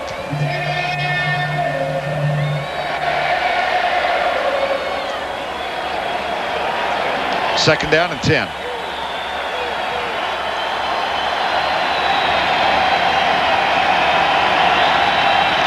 Blitz. Pass left side, incomplete at the 15-yard line. Jason Kraft defending. Vern, you and I were speculating about the futures of Jimmy Johnson and Dan Marino. The first choice, the first option is going to belong to Jimmy Johnson. His decision has to come first. Dan Marino has a $7.5 million cap figure against the 2000 roster of the Miami Dolphins. And Dan's either going to have to renegotiate. If it gets down to the fact that Miami maybe chooses to release him, that can't happen until after June 1st, or else they take a huge salary hit. Jimmy's first in line, though. Jimmy's got to make a decision as to whether or not he wants to come back next year. Here's Heward rolling right. Escapes the tackle, fires it deep in the end zone, is tipped, and then dropped. Jason Kraft on the deflection as McElmurray hit it first, and Renee Stewart, rather. Number 26 was back there. Heward wasn't across the line of scrimmage? Yes, he was. Yep. There is a flag. He looked like he was way across. Hockey. But Jimmy has to make the decision.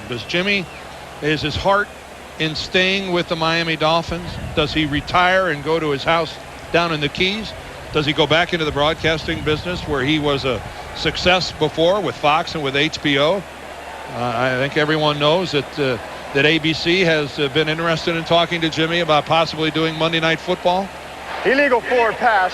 Offense, number 11, threw the ball from beyond the line.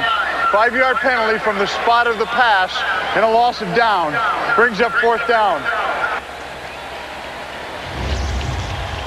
Take a look right here, the line of scrimmage, the 27-yard line. And let's, the 28 we'll call it, and let's go ahead and see Damon Heward and where he ends up releasing this football. Remember, it's where the ball is, not his body. Say Damon's down closer to the 25 by the time he checks the ball. But you know, Jimmy said to us yesterday, he said, I think a lot of people are jumping to conclusions that if I retire from football that I'm going to do anything. Right. Jimmy is financially independent, and if he chooses to go sit and fish in the Keys, He doesn't have to work to put any bread on the table. On fourth down, here's Heward, and it's knocked down by Blaine McElmurray, number 38. So the ball goes over on downs at the 3-minute mark. Yeah, he thought about your question last night about his future for quite some time, and then said, just be aware that if I choose not to come back and coach, I might not do anything. Yeah, don't assume that I'm going to go into broadcast. Right.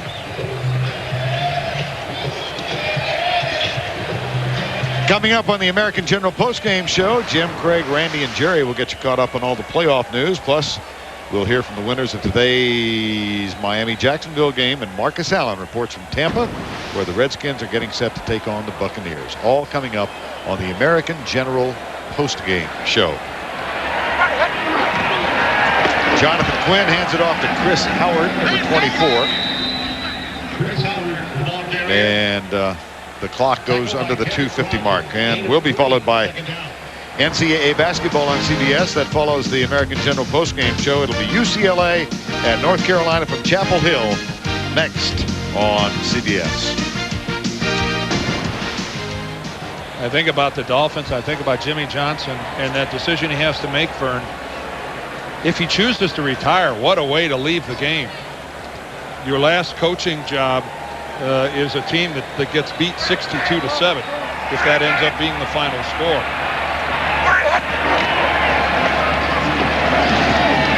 Chris Howard coming left. Chris Howard from the University of Michigan. I don't have my Tom Jackson impersonation down quite as well as I should. But I appreciated the effort. 2-minute warning. Texas Lutheran.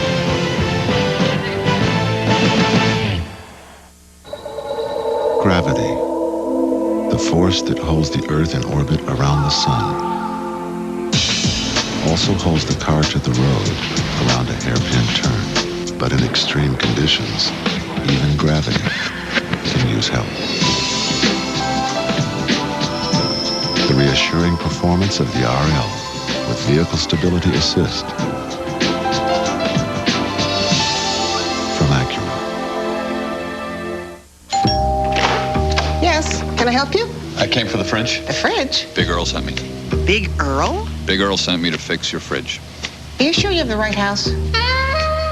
This is 347 Elm? Yes. Then this is the right house. Honey, did you call about the fridge? What's wrong with the fridge? I don't think our fridge is broken. It's not. Yet. Appliances that call for help before they break down? They're coming. Last Saturday, a soccer mom from Kentucky won $500,000 in 3 minutes. Tonight, find out who will be next. Join Dick Clark for Winning Lines. Then, we're introducing the new Mini Dollar. But will you buy it? And what do you say to a high-flying balloon salesman? There's a man hanging outside my window. Don't miss Winning Lines and Candid Camera tonight. It's hard to believe, but a chemical Congress told us would clean up our air is now poisoning our water. 60 Minutes, Sunday.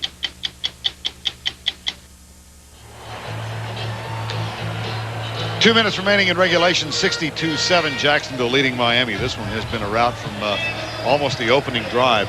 Look ahead now at what Jacksonville will await come next week, Indianapolis or Tennessee. Well, I'd say Jacksonville has a confidence level at a pretty high level, wouldn't you, Vern? This is a football team, obviously, that knows they deserve that 14-2 record.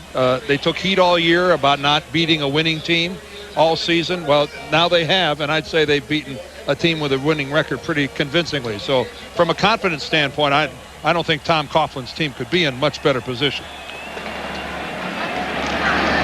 Third down, and Chris Howard short of the first down at the 40-yard line. And Vern, as we come to the end of this game, I just want to tell you something. My first year back here at CBS, I want to thank you and everybody in our production team. This has been a really fun year for me, and I just want to thank everybody who's traveled with us on a weekly basis for making my life enjoyable. And it's been fun working with you, Vern. Thank you, 72. Thanks for a great year. Hall of Famer Dan Deerdorf, I can only echo your sentiments. It's been one of the most enjoyable years that I have had. There have been a few of them. Was it the most enjoyable? Oh, yes, it was. Yes. Fourth down. And Barker's on to punt. This one will be returned. Nate Jacquette has it.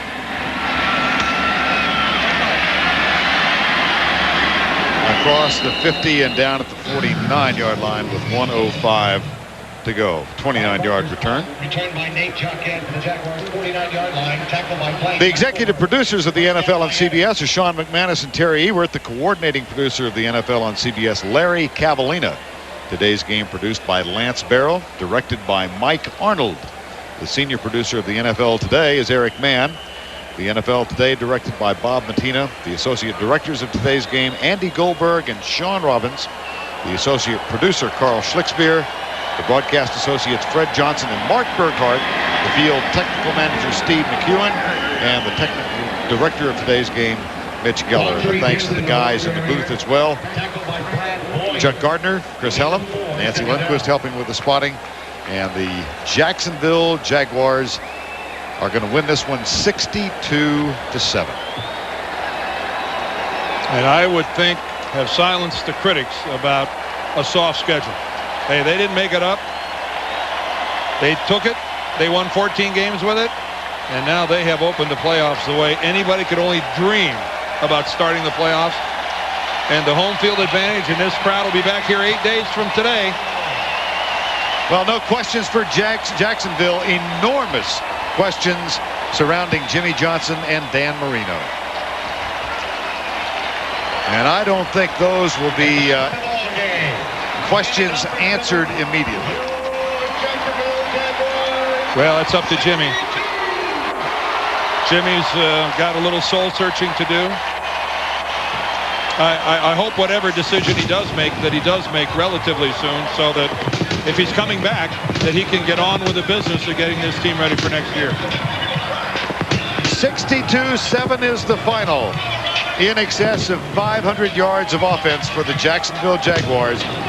7 turnovers for the Miami Dolphins. The American General postgame show with Jim Craig, Randy, and Jerry coming up next. The final 62-7 for Bonnie Bernstein and Dan Deerdorf. I'm Vern Lundquist saying goodbye from Jacksonville, Florida.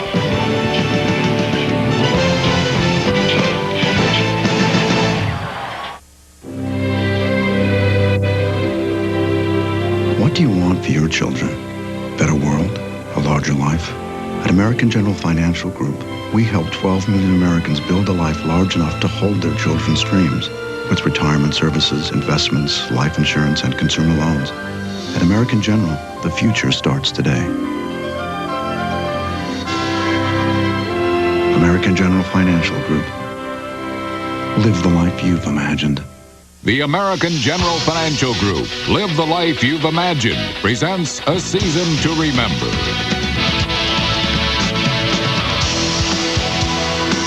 Another sack for Miami. Awesome!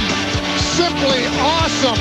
My God, did Marino thread that football in there.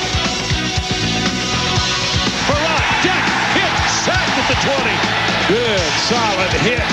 Stephen Davis having a very good game. For action as big as Texas, the address is CBS.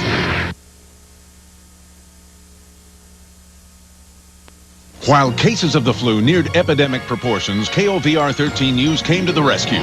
Along with the help of the Sutter visiting nurses, KOVR 13 offered you low-cost flu shots right in the station's parking lot. This is a hot commodity in the Valley. Many Valley hospitals are reporting a shortage of the flu vaccine, but we have several hundred available for you. And in the span of only 3 hours, over 600 people received their shots, helping you beat the flu bug. Just another reason why you should be watching KOVR 13 News.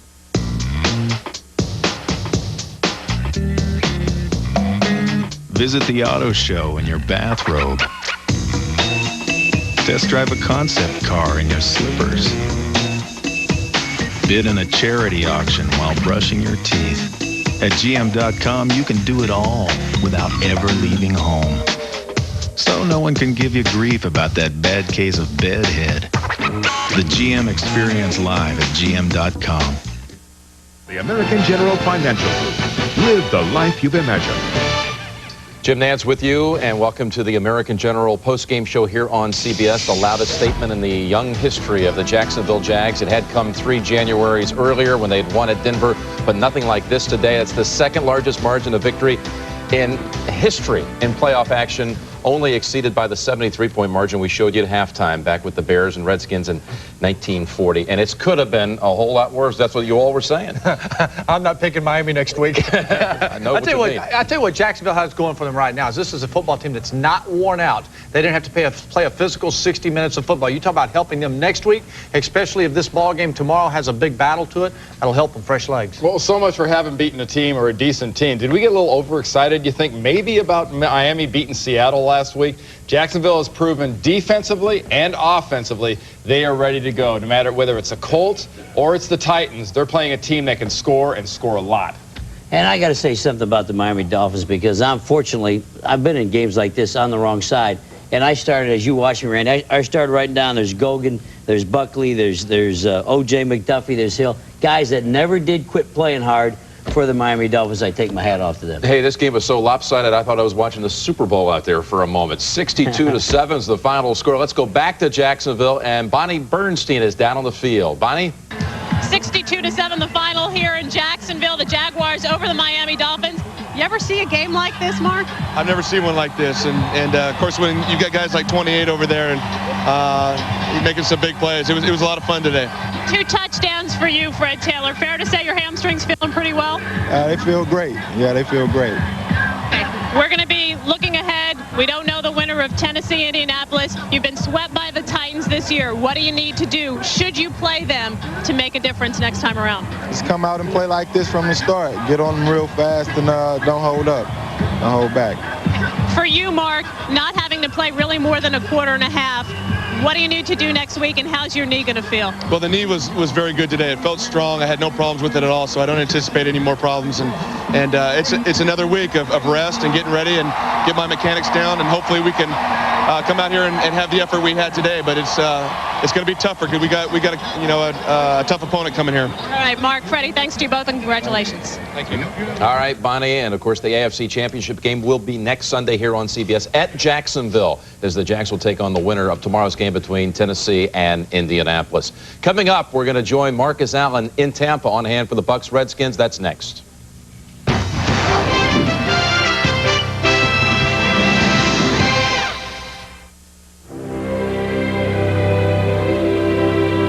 What is the value of victory? What makes success so sweet? At American General, we help over 12 million people every day live the lives they've imagined. With retirement services, life insurance, consumer loans, and whether they have big dreams or little dreams, the real victory is seeing their dreams come true. American General Financial Group. Live the life you've imagined.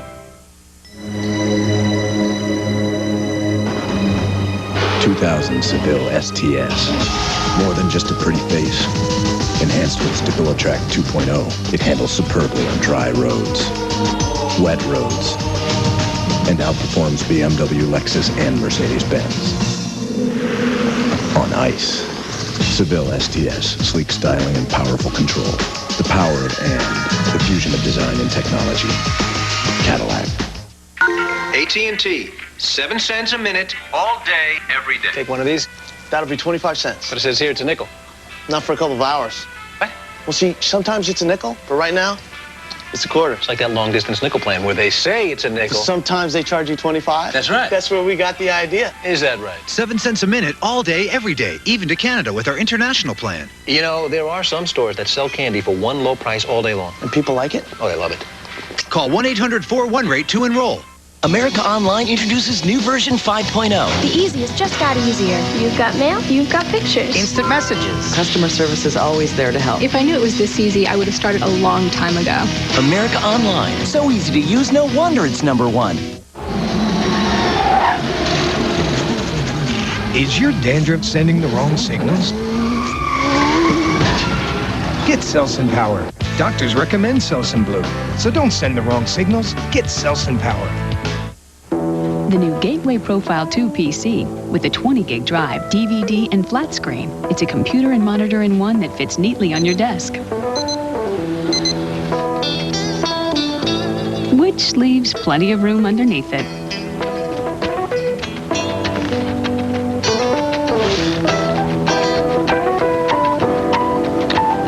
Featuring the Intel Celeron processor. Call 1-800-GATEWAY.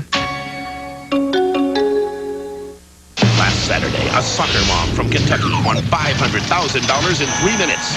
Who will be next? Join Dick Clark for Winning Lines, CBS Tonight. The American General postgame show is sponsored by the American General Financial Group. Live the life you've imagined. And welcome back to the American General postgame show here on CBS. And a reminder, coming up, college basketball, UCLA against North Carolina from Chapel Hill. And a reminder, CBS Sports Line will deliver the latest sports news and information to you via email every morning. Sign up today at cbs.sportsline.com. America Online users simply enter the keyword CBS Sports Line. Now, in today's NFC Divisional Playoff game, the Redskins are taking on the Buccaneers in Tampa Bay. And a short time ago, Marcus Allen had a chance to talk with Tony Dungy. Coach, you guys been out 2 weeks now, watching everyone else play. I know you guys are anxious. Take us in the locker room and tell me what you tell the team before the game begins.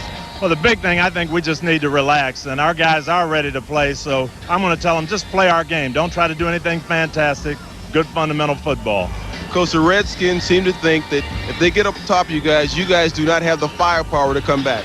Well, we're not an explosive team, but we think we can score points, and we think we can come back if we have to. Okay. Thanks a lot, Coach. I appreciate it very much. One other note, Jim. Moments ago, I just talked to Norv Turner, and he told me that Stephen Davis looked great at practice on Friday. Well, Jim, that was in shorts and T-shirts. Today, they're going full speed. Back to you. All right, Marcus, thank you very much. And, folks, as far as that Washington-Tampa Bay game goes, let's pick it. Jerry Glanville, you are up first. Oh, boy, I tell you what. You get the call. All right, Tampa Bay's defense, tenacity, speed, quickness, and their special teams are the same. They win it. That's the traditional pick right there. Go with the home team. No problem with that. But I'm going with Washington because I think Washington's defense can erase all the bad thoughts from here if they have a good one. Today, too. Yeah, it's all right. Well, you want to talk about some of your picks? Hey, Washington's defense is getting better, but Washington's offense is the difference. Despite how good that Tampa Bay defense is, the Redskins win. Well, I tell you what, Craig, do you think you're going to win a playoff game this year? I have. I was 3-1 last one. We just don't get all of them. You haven't won one so far on this air, but I'm going to follow up with you on this, okay? And I'm going to take the Washington Redskins. Right over the cliff. There you go. You're a chump. When we come back, we're going to hear from Blaine Bishop of the Tennessee Titans, getting set for their matchup tomorrow in Indianapolis. Action you'll have here on CBS. We'll continue on the American General postgame show in just a moment. Got it. I was let you in on it.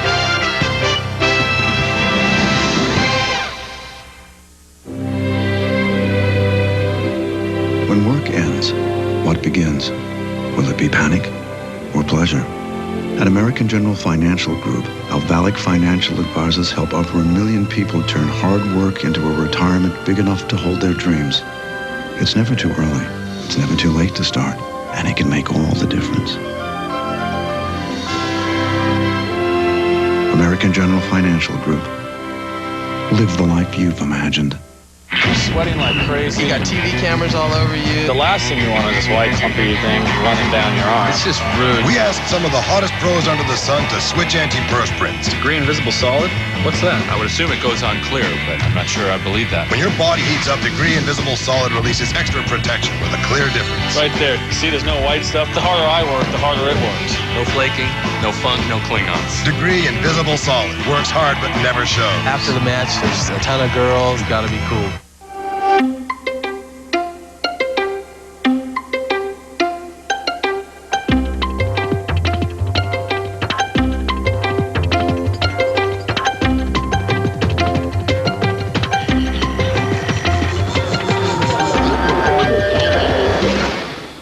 Overwhelmed by e-business? Don't be.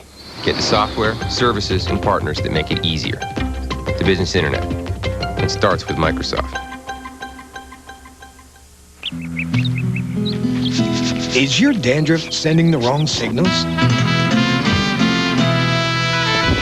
Get Selsun Power. Doctors recommend Selsun Blue. So don't send the wrong signals.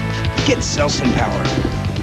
Shopping for office supplies is easy at OfficeMax. Shop by fax, by phone, on the internet at OfficeMax.com, or the good old-fashioned way, by foot. Whichever way you choose, we go to the max for you. Heard about George? The software guy? The guy with the backhand? Yeah.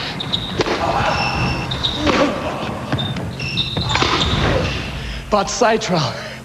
Friday morning. Friday morning? How do you do that? Same way we did. Yeah, but George isn't a trader. Hey, George. Georgie. Hiya. I hate that guy. Daytech Online. The rules are changing. We're at the crossroads. We know how hard it was to get here. There is no reason to stop. The countdown begins. It's our time. Let's go. Let's get this one started. The countdown begins. The NFL playoffs. One glittering goal. The NFL playoffs. One glittering goal. The NFL playoffs. The American General postgame show is sponsored by the American General Financial Group. Live the life you've imagined. Welcome back to the American General postgame show. Tomorrow, we're back on the air with another playoff edition of the NFL Today. Special time, 3:30 Eastern, followed by Tennessee against Indianapolis in the weekend's divisional playoff finale. Now, we spoke earlier today with Titans